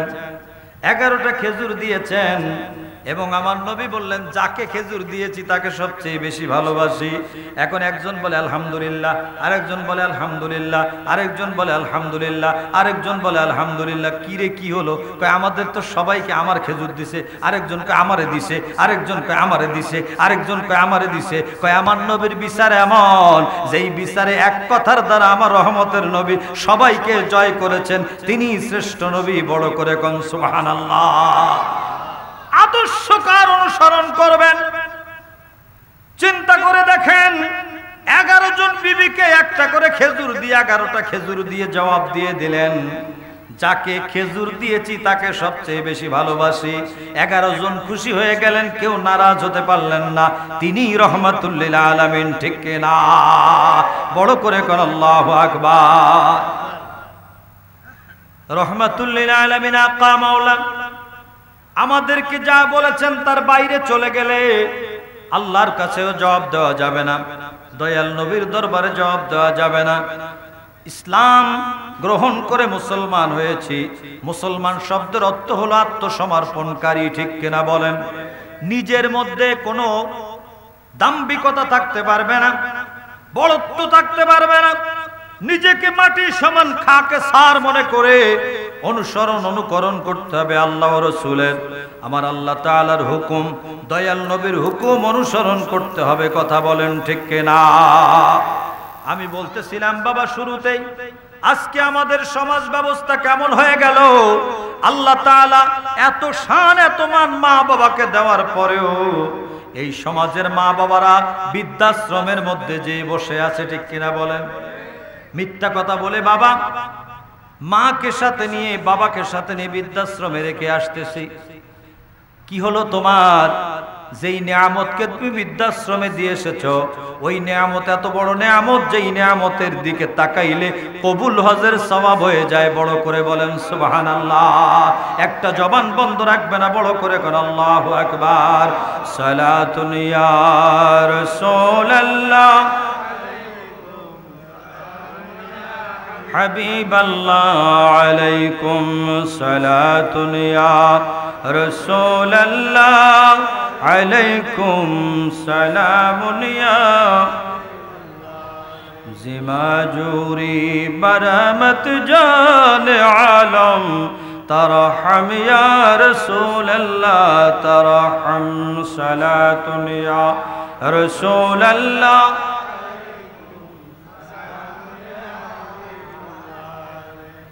বন্ধুরা আমার, আমরা যেই সমাজে বসবাস করি, মা বাবাকে অনেকে দেখতে পারে না।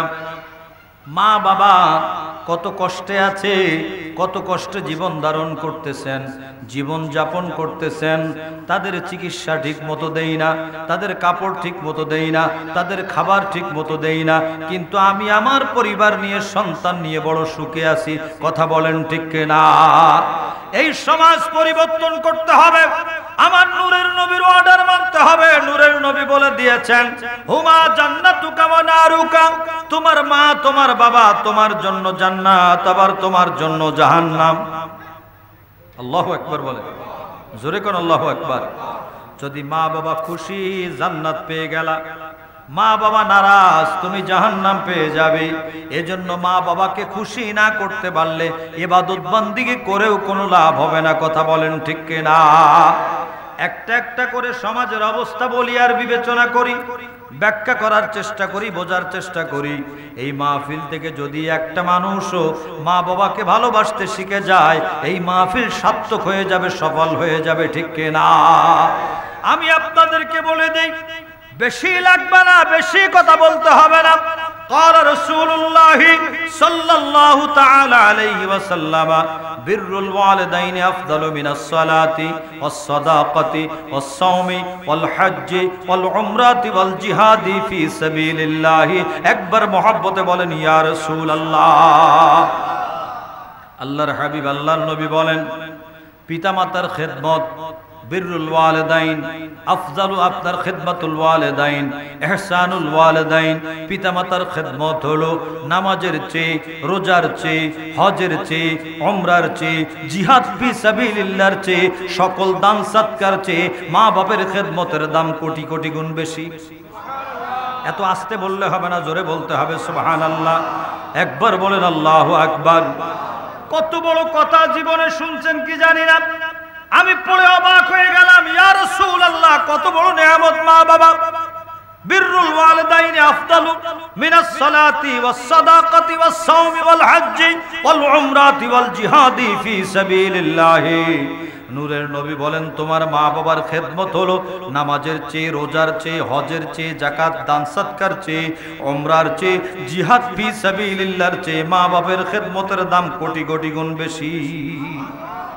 এখন আমি হাদিস পড়ে চিন্তায় পড়ে গেলাম, ইয়া রাসূলুল্লাহ, নিশ্চয়ই আপনার জবানে পাকের মূল্য, হাদিসে মোবারকার মূল্য তো আমার মাথার তাজ, কিন্তু নামাজের চেয়ে মা বাবার খেদমতের মূল্য, রোজার চেয়ে বেশি মা বাবার খেদমতের মূল্য ইত্যাদি গবেষণা করতে করতে হঠাৎ কিতাবের মধ্যে পেয়ে গেলাম, মা বাবা যদি অসন্তুষ্ট হয়ে যায় তাহলে নামাজ পড়ে ওই নামাজ আমার আল্লাহ কবুল করবে। সবাই মনে হয় বলেন নাই, সেজদা আল্লাহ কবুল করবে। যদি মা বাবা নারাজ হয়, হজ করলে হজ আল্লাহ কবুল করবে।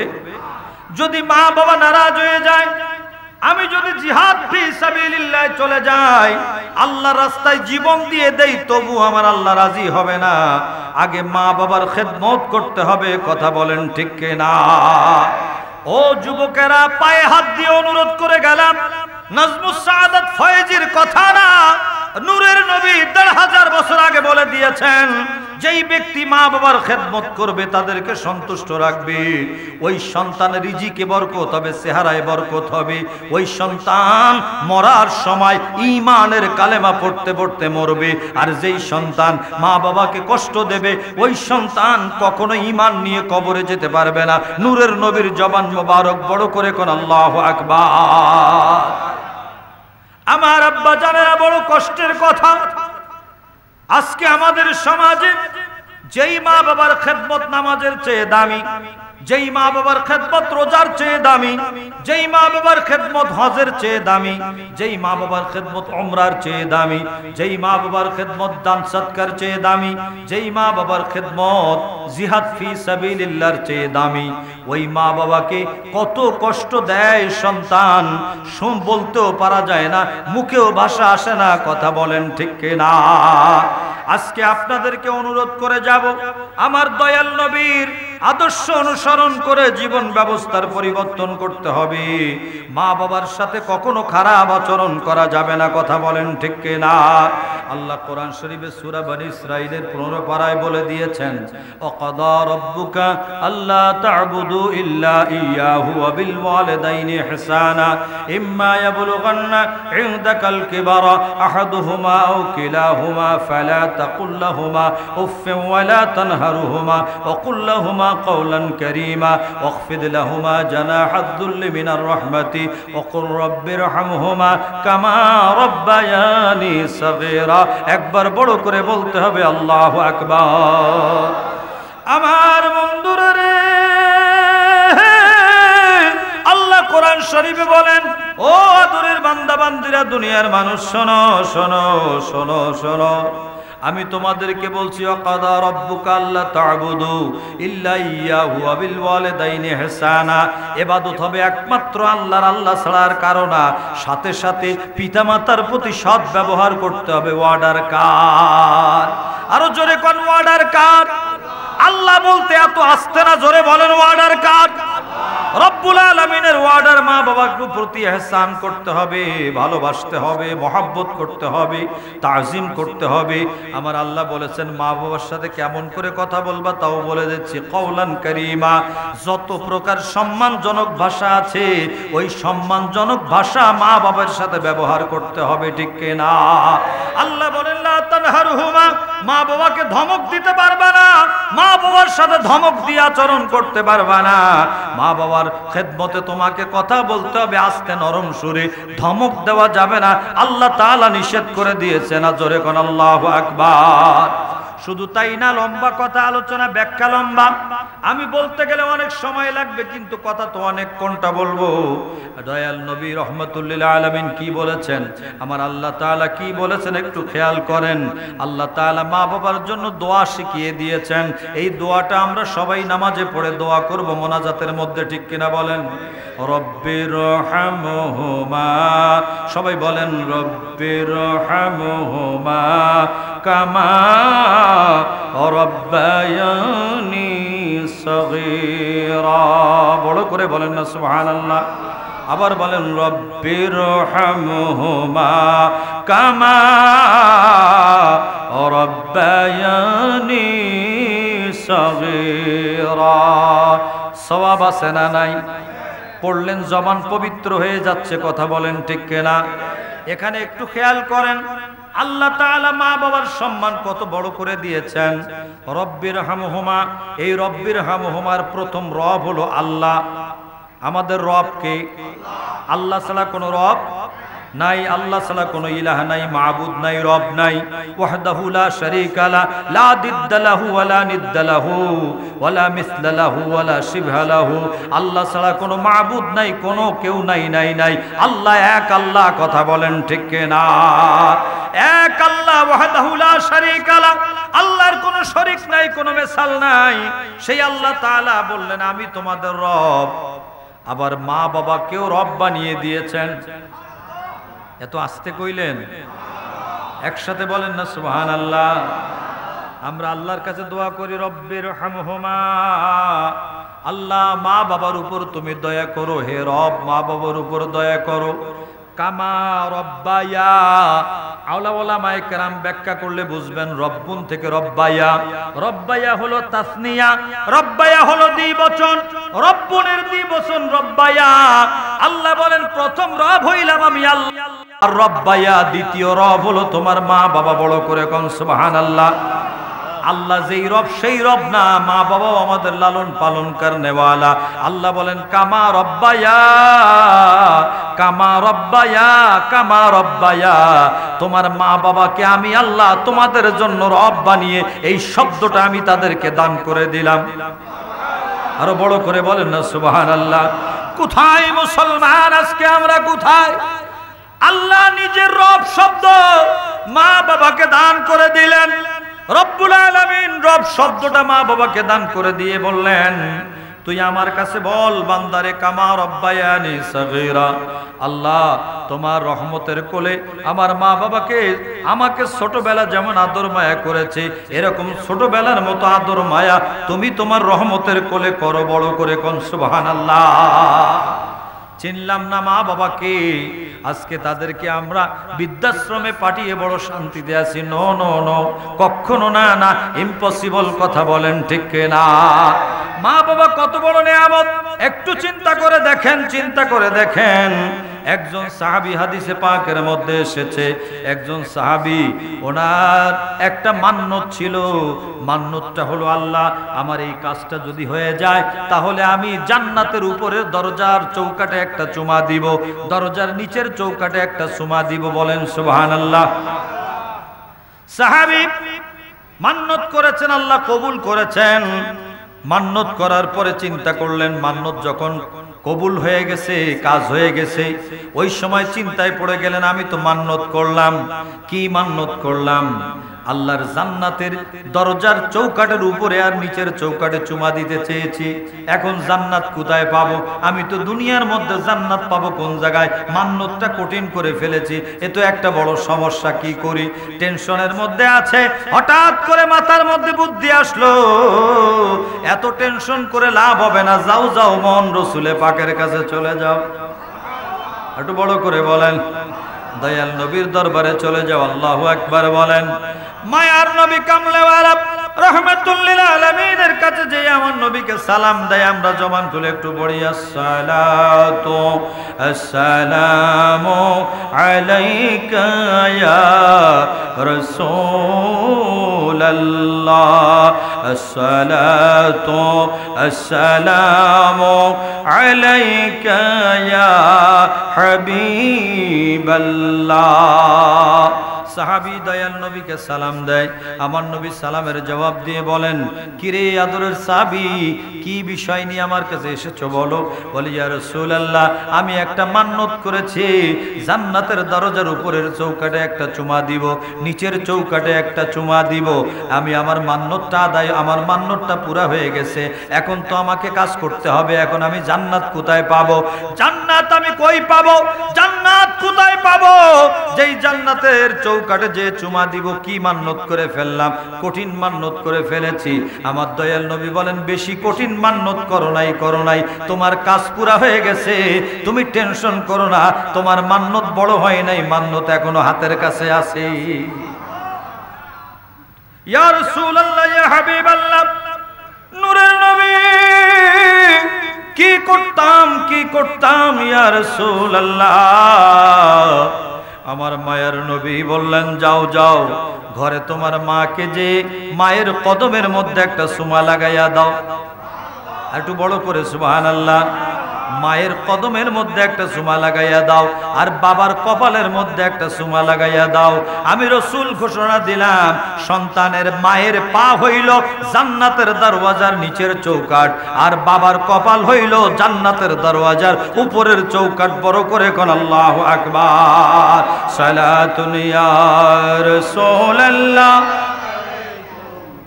সালামুন ইয়া হাবিবাল্লাহ, बुला लो या रसूल अल्लाह, बुला लो मेरे आका मदीने में, बुला लो सलातुन या रसूल अल्लाह, ला अलैकुम सलातुन या रसूल अल्लाह, अलैकुम सलामुन या হাবিবাল্লাহ। ও বন্ধুরা আমার, গভীর মনোযোগ। কষ্ট হচ্ছে আপনাদের? খারাপ লাগতেছে? তাহলে মায়ের পা হলো জান্নাতের নিচের দরজার চৌকাট। চৌকাট বুঝেন তো? কি বলেন আপনারা চট্টগ্রামের ভাষায়? চৌকাটই বলেন। তাহলে মায়ের কদম হচ্ছে জান্নাতের দরজার নিচের চৌকাট, আর বাবার কপাল হচ্ছে জান্নাতের দরজার উপরের চৌকাট। সুবহানাল্লাহ কোন। তাহলে মায়ের এবং বাবা, তাদের সম্মান আমার নূরের নবী কোথায় দিলেন, ঠিক কিনা? আর সেই মাকে বর্তমান সমাজের মানুষেরা ওই বাবাকে কেমনে যে ওই বৃদ্ধাশ্রমে রেখে আসে, বড়ই কষ্ট লাগে। কথা বলেন, ঠিক কিনা? বন্ধুরা আমার, বাবাজিরা আমার, হাদিসে পাকে দুইটা রিওয়ায়াত আমার সামনে পড়েছে। ইন্নাল জান্নাতা তাহতা আকদামিল উম্মাহাত, আরেকটি রিওয়ায়াত হলো আল জান্নাতু তাহতা আকদামিল উম্মাহাত, মায়ের পায়ের তলে সন্তানের বেহেশত। একটু জোরে কোন। মায়ের পায়ের নিচে সন্তানের জান্নাত। আল্লাহু আকবার। মায়ের পায়ের নিচে সন্তানের জান্নাত।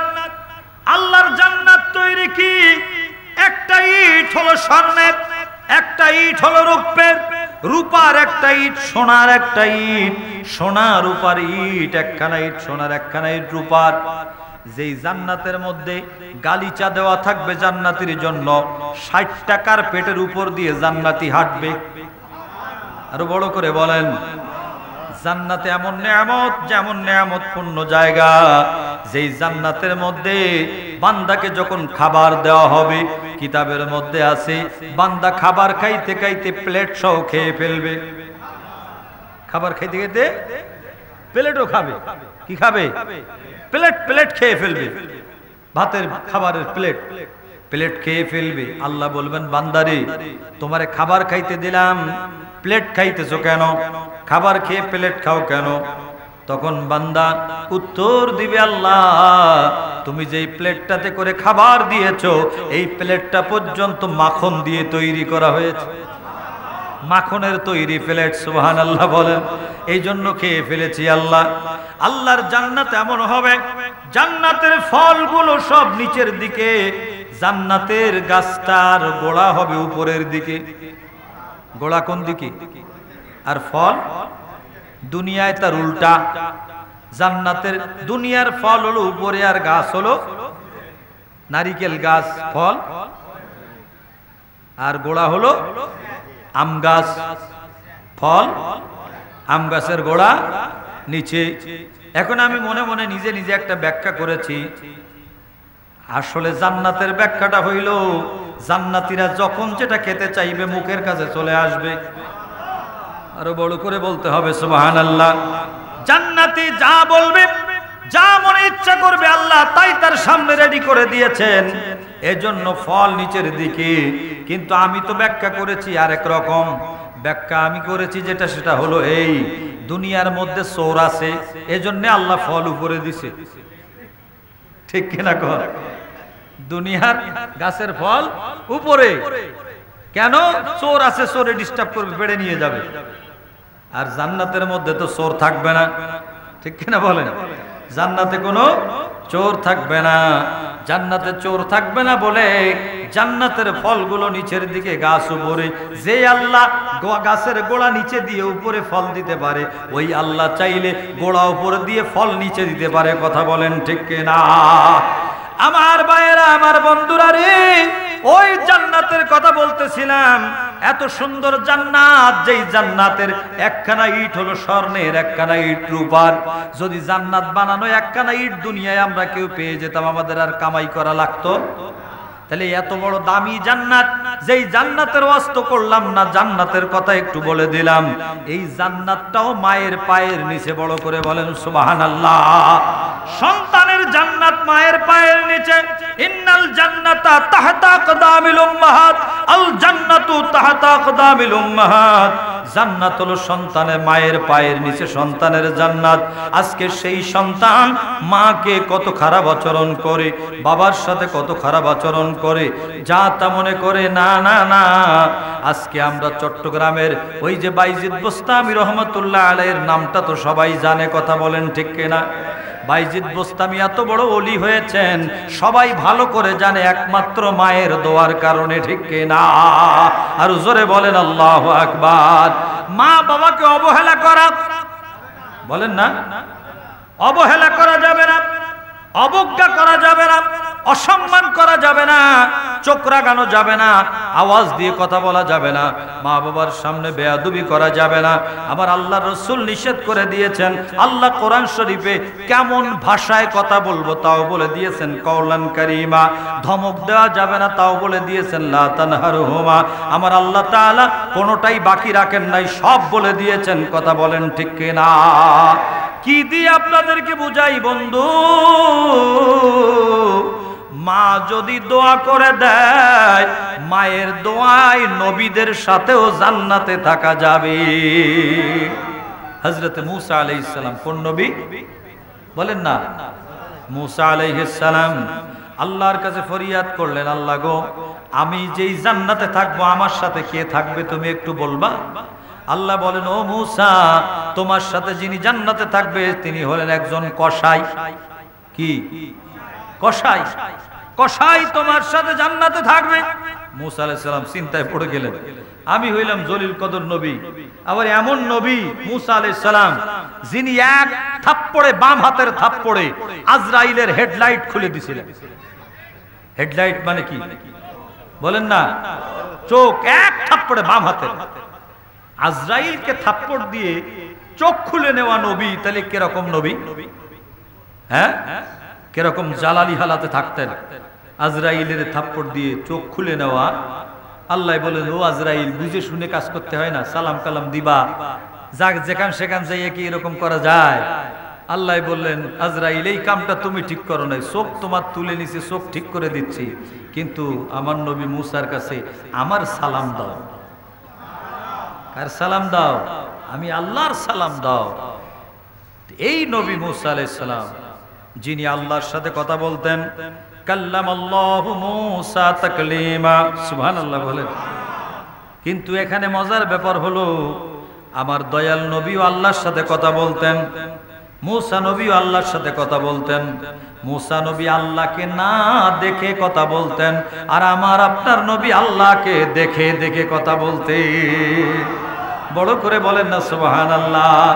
মা যাগাল বাসার ওয়া মা তাগা, একবার বড় করে কোন আল্লাহু আকবার।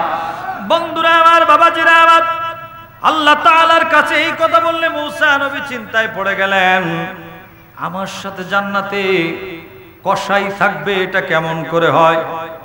আল্লাহ, ওই কসাইয়ের কাছে আমি যেতে চাই, আমি তারে দেখতে চাই।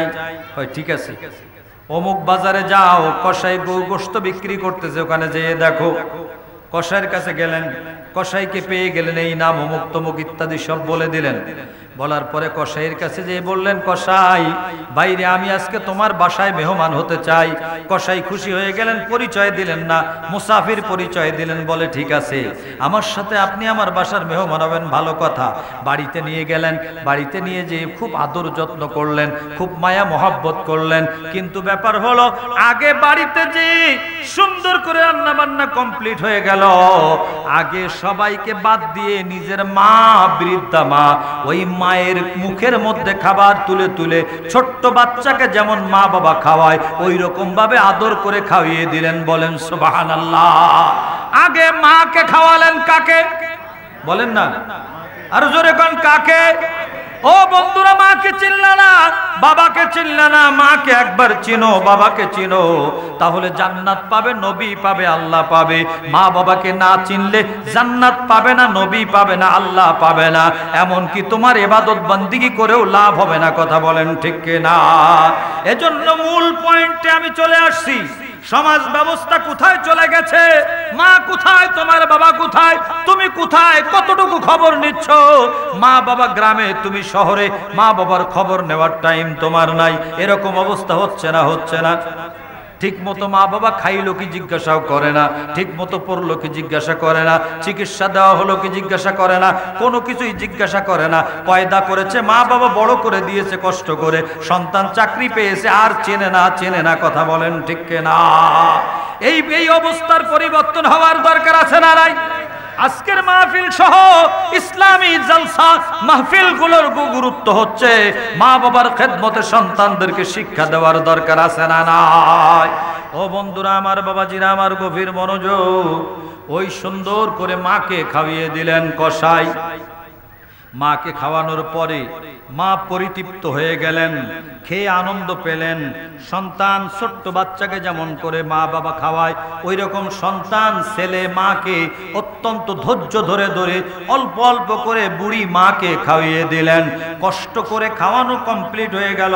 মাকে খাওয়ানোর কমপ্লিট হওয়ার পরে মুসা আলাইহিস সালাম সব খেয়াল করতেছেন, মা দোয়া করতেছেন, আল্লাহ আমার আদরের সন্তান দেখো আমারে কত ভালোবাসি। সবার আগে আমি মাকে মায়া করি, ভালোবেসে মহব্বত করে খাওয়িয়ে দিল, কষ্ট স্বীকার করি। আই আল্লাহ, আমি দোয়া করি আমার আদরের সন্তান, মা হয়ে দোয়া করি আমার আদরের সন্তান, এই জামানার পয়গম্বর, এই জামানার নবী মুসা আলাইহিস সালাম যেই জান্নাতে থাকবে, আমার আদরের সন্তানকে আল্লাহ মুসা নবীর সাথে তুমি সেই জান্নাতে রেখে দিও। এত আস্তে বলেন, জোরে কোন সুবহানাল্লাহ, আর একটু বড় করে বলেন আল্লাহু আকবার। মা বাবা কত বড় নেয়ামত, মায়ের দোয়া কবুল হয়ে গেল। মুসা আলাইহিস সালাম বুড়িমাকে বললেন, বুড়িমা আসল খবর তাহলে এই এখন বুঝলাম, যে নবীর জন্য দোয়া করেছেন আমি সেই মুসা নবী। জোরে কোন আল্লাহু আকবার। আমার বন্ধুরা, আমার বাবাজিরা, একটু খেয়াল করেন কত বড় নেয়ামত ওই মা, যেই মায়ের দোয়ায় সন্তান নবীর সাথে জান্নাতি হতে পারে। বিশ্বাস আছে না নাই? কথা বলেন, বিশ্বাস আছে না নাই? আজকে আমার রহমতের নামে মায়ের সম্মান দিলেন, বাবার সম্মান দিলেন। একটা গল্প বললে আরো একটু আপনারা বুঝতে সুবিধা হবে। একজন ছেলে তার মায়ের কাছে গেছে, যে বলতেছে, মা আমি তোমার হক আদায় করতে চাই। কি করতে চাই? হক আদায় করতে চাই। বলে আমার হক আদায় করব? বলে হ্যাঁ। তাহলে হক আদায় করবে। দয়াল নবীর একখানা হাদিস আছে, মায়ের বুকের সন্তানের চামড়া কেটে মায়ের জুতা বানিয়ে দিলেও সব মায়ের এক ফোঁটা দুধের হক আদায় হবে না। বড় করে কোন আল্লাহু আকবার। আর ছেলে কয়, মা আমি তোমার হক আদায় করে ফেলাবো, তোমার হক আদায় করব। তাই আমার হক আদায় করবা? তাহলে তো খুব ভালো কথা, কি দিয়ে? তো মা চিন্তা করে করে করে করে বললেন, তুমি কি চাও, কি নিবা, কি করবা, কি করে খুশি করতে পারি তোমাকে? তোমার হক আমি পুরা করেই ছাড়বো, বলো। তো মা চুপ করে থেকে বললেন, বাবা সোজা বাজারে যাও, আমার জন্য একটা কলা, পাকা কলা কিনে নিয়ে আসো। কি কলা? কলা দেখেন নাই মনে হয় আপনার? হাটহাজারীতে কলা নাই? হ্যাঁ, হাটহাজারীতে কলা আছে, পাকা কলা। এই পাকা কলা একটা কলা কিনে নিয়ে আসো, একটা কলা নিয়ে আসো। তো মাকে ছেলে বলে, মা গো তুমি আমার মানুষ করতে এত কষ্ট করলে, এরপরে মাত্র একটা কলা, একটা কলা দিয়ে তুমি খুশি? কয় আরে কি করব, এটা তো কই নাই, কলাটা নিয়ে আসো না আগে। কলা নিয়ে আসছে ছেলে, কলা কিনে নিয়ে আসছে নিজের টাকা দিয়ে। কলা কিনে আনছে, এনে কলাটা মা রেখে দিছে। ছেলে রাতের বেলা যখন তার কক্ষে, তার রুমে ঘুমাতে গেছে, কয় ছেলেরে কয় তুই ঘুমা, শুয়ে পড়ো। শুয়ে পড়ছে, কলাটা আস্তে করে ছেলের বুকের উপরে দিছে, দিয়ে বলে এই কলাটা নিয়ে ঘুমাবা, সকালবেলা কলাটা আমারে ফেরত দিবা, কলাটা আমারে ফেরত দিবা। সকালবেলা অবস্থা কি হলো? ফজরের আজান দিছে, মা দরজা নক করছে, বাবা আজান হয়েছে, উঠো নামাজ পড়তে হবে। এখন ছেলে, আর আমার কলাটা ফেরত দাও। এখন ছেলে উঠে দেখে সেই কলা শহীদ হয়ে গেছে। কলা কি হয়ে গেছে? শহীদ। বোঝেন তো? কলা একবারে পিষ্ট হয়ে গেছে, নিষ্পেষিত হয়ে গেছে। কেমনে? ওই যে বুকের উপর ছিল, একটু কাত হয়েছে, কলা পড়ে গেছে। আর একবার এদিকে কাত হয়েছে, এদিকে কাত হয়ে কলার উপর পড়ছে, কলা গেছে গা শেষ। পাকা কলা। কি কলা? মাও বুদ্ধি করছে, পাকা কলা। এই কলাটা একবারে নিষ্পেষিত, কলা একবারে ভর্তা হয়ে গেছে, যার বলে ভর্তা, ভর্তা হয়ে গেছে। অবস্থা খারাপ, ভর্তা হয়ে গেছে কলা। তো এই পরিস্থিতিতে ছেলে বলে, মা কলা ফেরত দিব কেমনে? আমি ঘুমের ঘরে বুঝতে পারি নাই সেই কলা আমার পিঠের নিচে পড়ে ভর্তা হয়ে গেছে, চিপটা হয়ে গেছে, কলা আর কাজে লাগার মতো নাই। কলা কাজে লাগার মতো নাই না। তখন মা বলল, তাহলে তুই আমার হক কেমনে আদায় করবি? তুই আমার হক কেমনে আদায় করবি সন্তান? কই কেন? মা তখন বলে, আদরের সন্তান, তোর শরীরটা তো পাকা কলার চেয়ে নরম ছিল, ঠিক কিনা বলে? ছোট্টবেলা মায়ের রেহেম থেকে বের হওয়ার পরে ওই বাচ্চাটা কলা, পাকা কলার মতো নরম ছিল কিনা বলেন? হাড় হাড্ডি গুলো নরম, একেবারে পুরা শরীরটা পাকা কলার মতো নরম। এই নরম শরীর মা বলে আমি বুকের উপরে করে রেখেছি, তুমি প্রস্রাব করে দিয়েছো, আমি ফেলে দেইনি। ডাইনে প্রস্রাব করে দিয়েছো, বায়ে নিয়েছি, বায়ে প্রস্রাব করে দিয়েছো, আমি মা বুকের উপরে নিয়েছি, প্রস্রাবের উপরে ঘুমিয়েছি তোমার ঠান্ডা লাগবে বলে। আমি মা ভিজা জায়গায় ঘুমিয়েছি, তোমাকে বুকের উপর রেখেছি। আমি তো কোনোদিন তোমাকে এরকম ভাবে কষ্ট দেই নাই। তোমাকে একটা পাকা কলা দিলাম, তুমি একটা রাত কলাটাকে অক্ষত অবস্থায় ফিরিয়ে দিতে পারলা না। আর তোমার শরীরটা যেমন কলার চেয়ে নরম ছিল, তখন তো তোমার শরীরের মধ্যে আমি মা দিনের পর দিন, রাতের পর রাত, বছরের পর বছর গেছে, তোমাকে ঘুমের ঘরে একবারও আমি আঘাত দেই নাই। কথা বলেন ঠিক না? মায়ের পায়ে পড়ে গেল ছেলে, কদমে পড়ে কাঁদতে লাগলো, মা গো এখন বুঝতে পেরেছি মা, মায়ের হক কখনো আদায় করা যায় না। কথা বলেন ঠিক না? মায়ের হক কখনো আদায় করা যায় না। ওই মাকে আজকে যারা মায়ের কষ্ট দিয়া বৃদ্ধাশ্রমে পাঠাও, তাদেরকে বলে যাই বন্ধু, ওই নেয়ামত হাতছাড়া করে তুমি এমন অবস্থা করেছো, আল্লাহর কাছে, আল্লাহর রসুলের কাছে তুমি জবাব দিতে পারবে না। কথা বলেন ঠিক কিনা? কেমন সমাজে আমরা চলে আসলাম, যাররা পরিমাণ মায়া নাই, মহাব্বত নাই মায়ের উপরে, বাবার উপরে। রে বাবা, মাকে বৃদ্ধাশ্রমে রেখে আসে, বাবাকে বৃদ্ধাশ্রমে রেখে আসি, মায়ের কষ্ট, বাবার কষ্ট একটু দেখে না। যাদের চেহারার দিকে তাকাইলে কবুল হজের সওয়াব হয়। সাহাবী জিজ্ঞাসা করেন, ইয়া রাসূলুল্লাহ, 100 বার তাকাইলে কি হবে? আমার নবী বলেন, 100 বার তাকাইলে মহাব্বতে 100 কবুল হজের সওয়াব হবে। বড় করে বলেন সুবহানাল্লাহ। আজকে ওই মা, ওই বাবা, যদি আমরা মুসলমান হয়ে থাকি, ইমানদার বলে দাবি করে থাকি, তাহলে আমাদের সমাজে মা বাবা থাকবে আমাদের মাথার তাজ। কথা বলেন ঠিক কিনা? আওয়াজ দিয়ে বলেন ঠিক কিনা?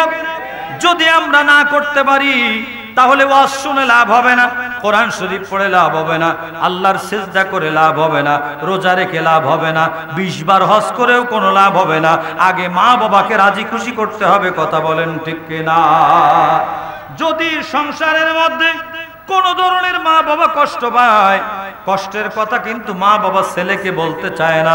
আপনাকে বুঝে নিতে হবে, আমার ঘরের বউ, আপনার ঘরের বউ, মা বাবা শ্বশুর শাশুড়ির সাথে কেমন আচরণ করে, এটা আমাদেরকে বুঝে ব্যাখ্যা করে চলতে হবে। ঠিক কিনা বলেন? আমাদেরকে বুদ্ধি দিয়ে মা বাবা থেকে আলাদা করার জন্য তারা এক্সপার্ট, একবারে খুব পারদর্শী, কিন্তু সেটা করা যাবে না, যাবে না, বুঝে নিতে হবে।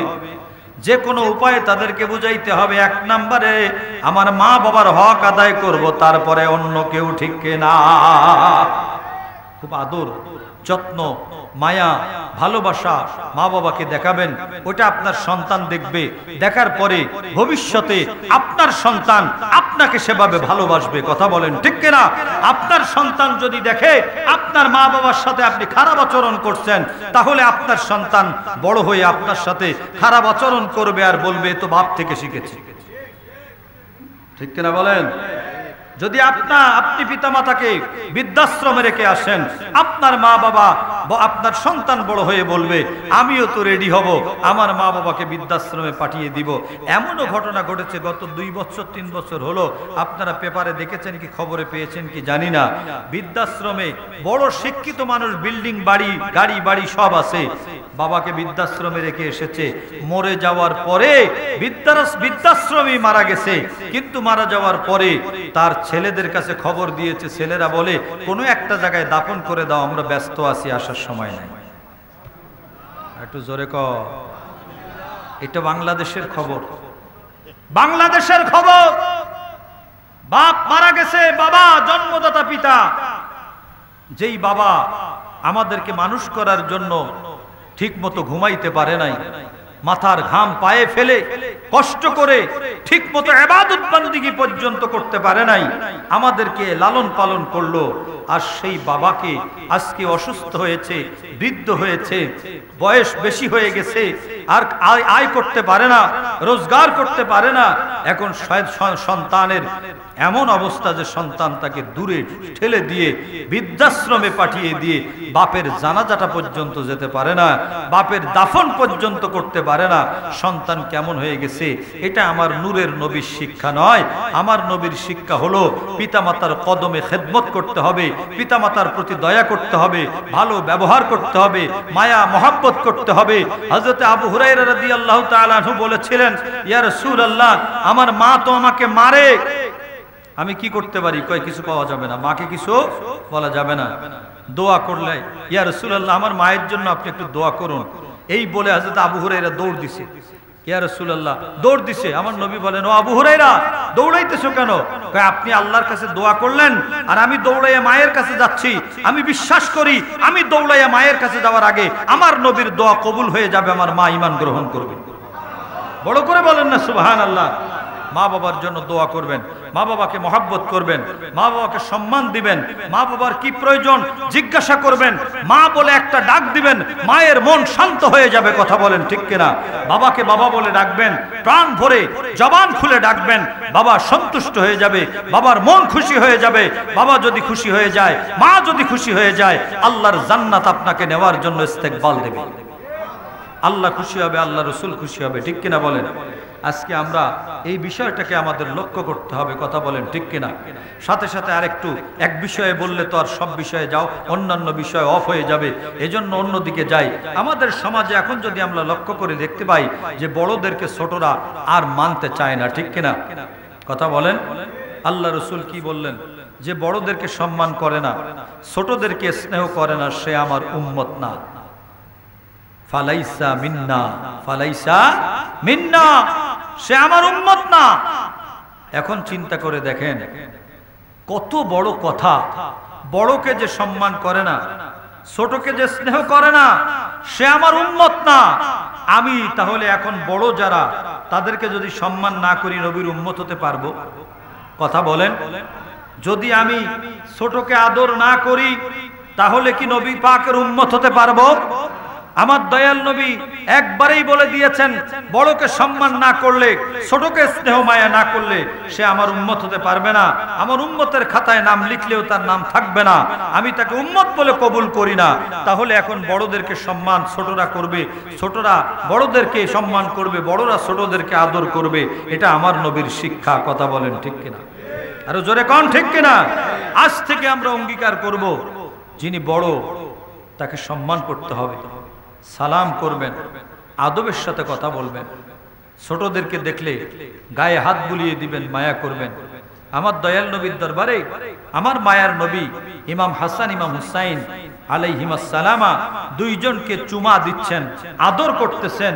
এইটা দেখে একজন সাহাবী, তার 10 জন সন্তান, কয়জন? 10টা ছেলে মেয়ে। উনি বলতেছেন, ইয়া রাসূলুল্লাহ, আমি তো আমার বাচ্চাদেরকে আদর করি না। আমার নবী যেই কথা বলেছিলেন শুনে, যে এরকম স্নেহ করে না, আদর করে না, তার ব্যাপারে আমার নবী কত কষ্ট পেয়ে কথা বললেন। সন্তানদেরকে আদর করা, ছোটদেরকে মায়া করা, এটা আমার নবীর সুন্নাত। কথা বলেন ঠিক কিনা? জোরে কোন ঠিক কিনা? আজকে আমরা কোথায় আছি? কেউ মানে না। ছোটরা বড়দেরকে ইজ্জত তো নাই, কোন ধরনের ইজ্জত দিচ্ছে না। ইজ্জত নিতে গেলে বড়দেরকেও কিছু কাজ করতে হবে, বড়দেরও দায়িত্ব আছে না নাই? আমি শুধু ইজ্জত নেওয়ার মতো কাজ যদি না করি, আমি যদি ছোটটার সামনে এমন কাজ করলাম, ছোটটা আমাকে দেখে আর কোনো ধরনের মূল্যায়ন করলো না। আমি যদি কোরআন তেলাওয়াত করি, আমি যদি ভালো কথা বলি, আমি যদি আল্লাহর জিকির করি, আমি যদি দয়াল নবীর হাদিস শরীফ পড়ি, আমি যদি দয়াল নবীর শানের আলোচনা করি, আমি যদি ইসলাম মতে চলি, ছোট আমাকে সম্মান করতে হবে। ঠিক কিনা বলেন? আমি যদি আদর করে এটাকে মসজিদে ডেকে নেই, আসো ছোট ভাই মসজিদে চলে আসো নামাজ পড়ার জন্য, ওই ছেলেটা মসজিদে যাওয়ার আগে চিন্তা করবে, ভাই ডেকেছে, তিনি তো মসজিদে যায়। এখন আমি যদি মসজিদে না যাইয়া ছোটটারে বলে নামাজ পড়াস না, যা, ছোটটা মসজিদে বারান্দায়ও যাবে না, যদিও ডরে ডরে কিছু দূর যায়, যে পালিয়ে আসবে, কয় দূর তুমি মিয়া পড়ো না, আমারে নামাজ পড়তে কও, তাই না? এই জন্য ছোটর স্নেহ, ছোটদের মায়া মহব্বত যদি অর্জন করতে হয়, তাহলে আমাদেরও শরীয়তের অনুকূলে চলা লাগবে। ঠিক কিনা বলেন? কথা বলেন ঠিক কিনা? এখন তো অবস্থা এরকম হয়েছে, এখন স্কুলের ছেলেপেলেরাও সিগারেট টানে, আছে না? বড়দের দেখে আরো ভালো করে মজা করে টানে। আগে দেখতাম না এগুলো। ঢাকা শহরে আমরা থাকি, রাস্তাঘাটে হাঁটতে গেলে দেখি স্কুলের ব্যাগ পিছনে স্কুলের ছাত্রর বয়স কত? কলেজের না, ছোট স্কুলের ছাত্র, মাধ্যমিক লেভেলে লেখাপড়া করে, একেবারে সিগারেট টানতেছে, কি ভালো করে করে। আর সিগারেটের ধোঁয়া এদিকে নাক দিয়ে বের করে, মুখ দিয়ে বের করে। আরো আমগো মতো হুজুর দেখলে তো আর একটু আমগো ধোঁয়া দিয়ে উড়িয়ে দিতে পারলে ভালো হবে। হ্যাঁ, হুজুর সিগারেট খাইতেছি, ধোঁয়া খাইয়া যাও। এই পরিস্থিতি বর্তমান সময়ে। ঠিক কিনা বলেন? আজকে আদর্শ মা বাবাও সন্তানের সামনে সিগারেট টানে বসে বসে, টেলিভিশন দেখে মা বাবা ছেলে মেয়ে একসাথে বসে। নো, আপনি সন্তানকে শিক্ষা দিবেন, আপনার হক, আপনার দায়িত্ব। সন্তানের সামনে লুঙ্গিটা পর্যন্ত পরিবর্তন করতে গেলেও সাবধানে। ঠিক কিনা বলেন?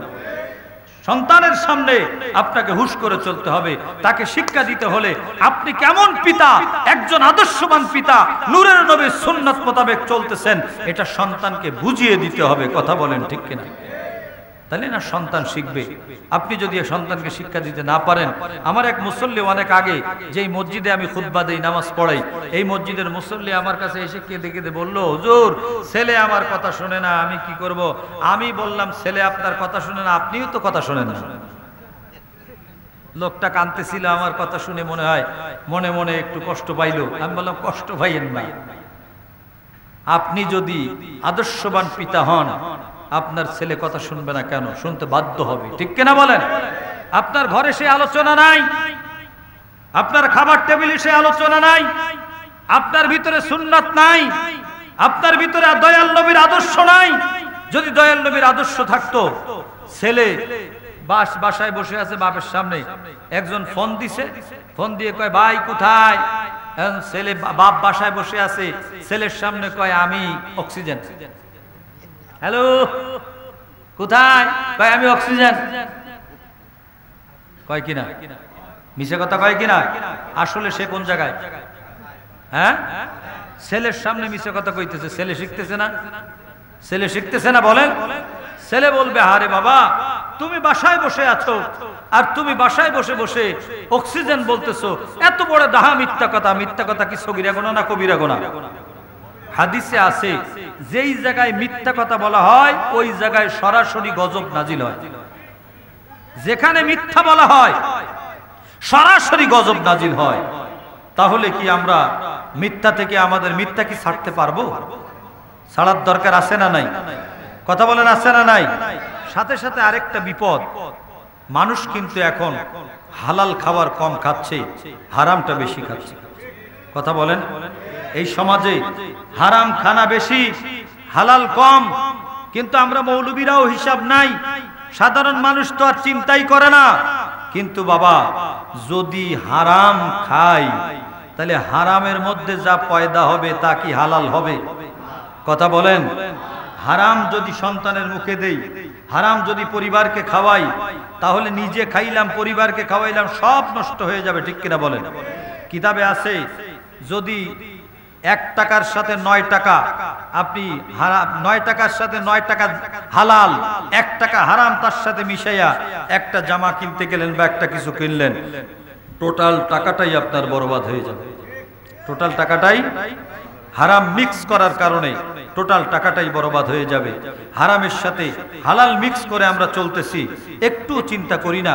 কিতাবের মধ্যে আছে, রব্বে করিম হাদিসে কুদসিতে আছে, আল্লাহ তাআলা বলেন, বান্দারে, আমি আল্লাহ তোমার জন্য যা হারাম, তুমি এই হারামের দিকে যদি হাত বাড়াও, আমি তোমার হালালের দরজা বন্ধ করে দিব, হালালের দরজা বন্ধ করে দিব।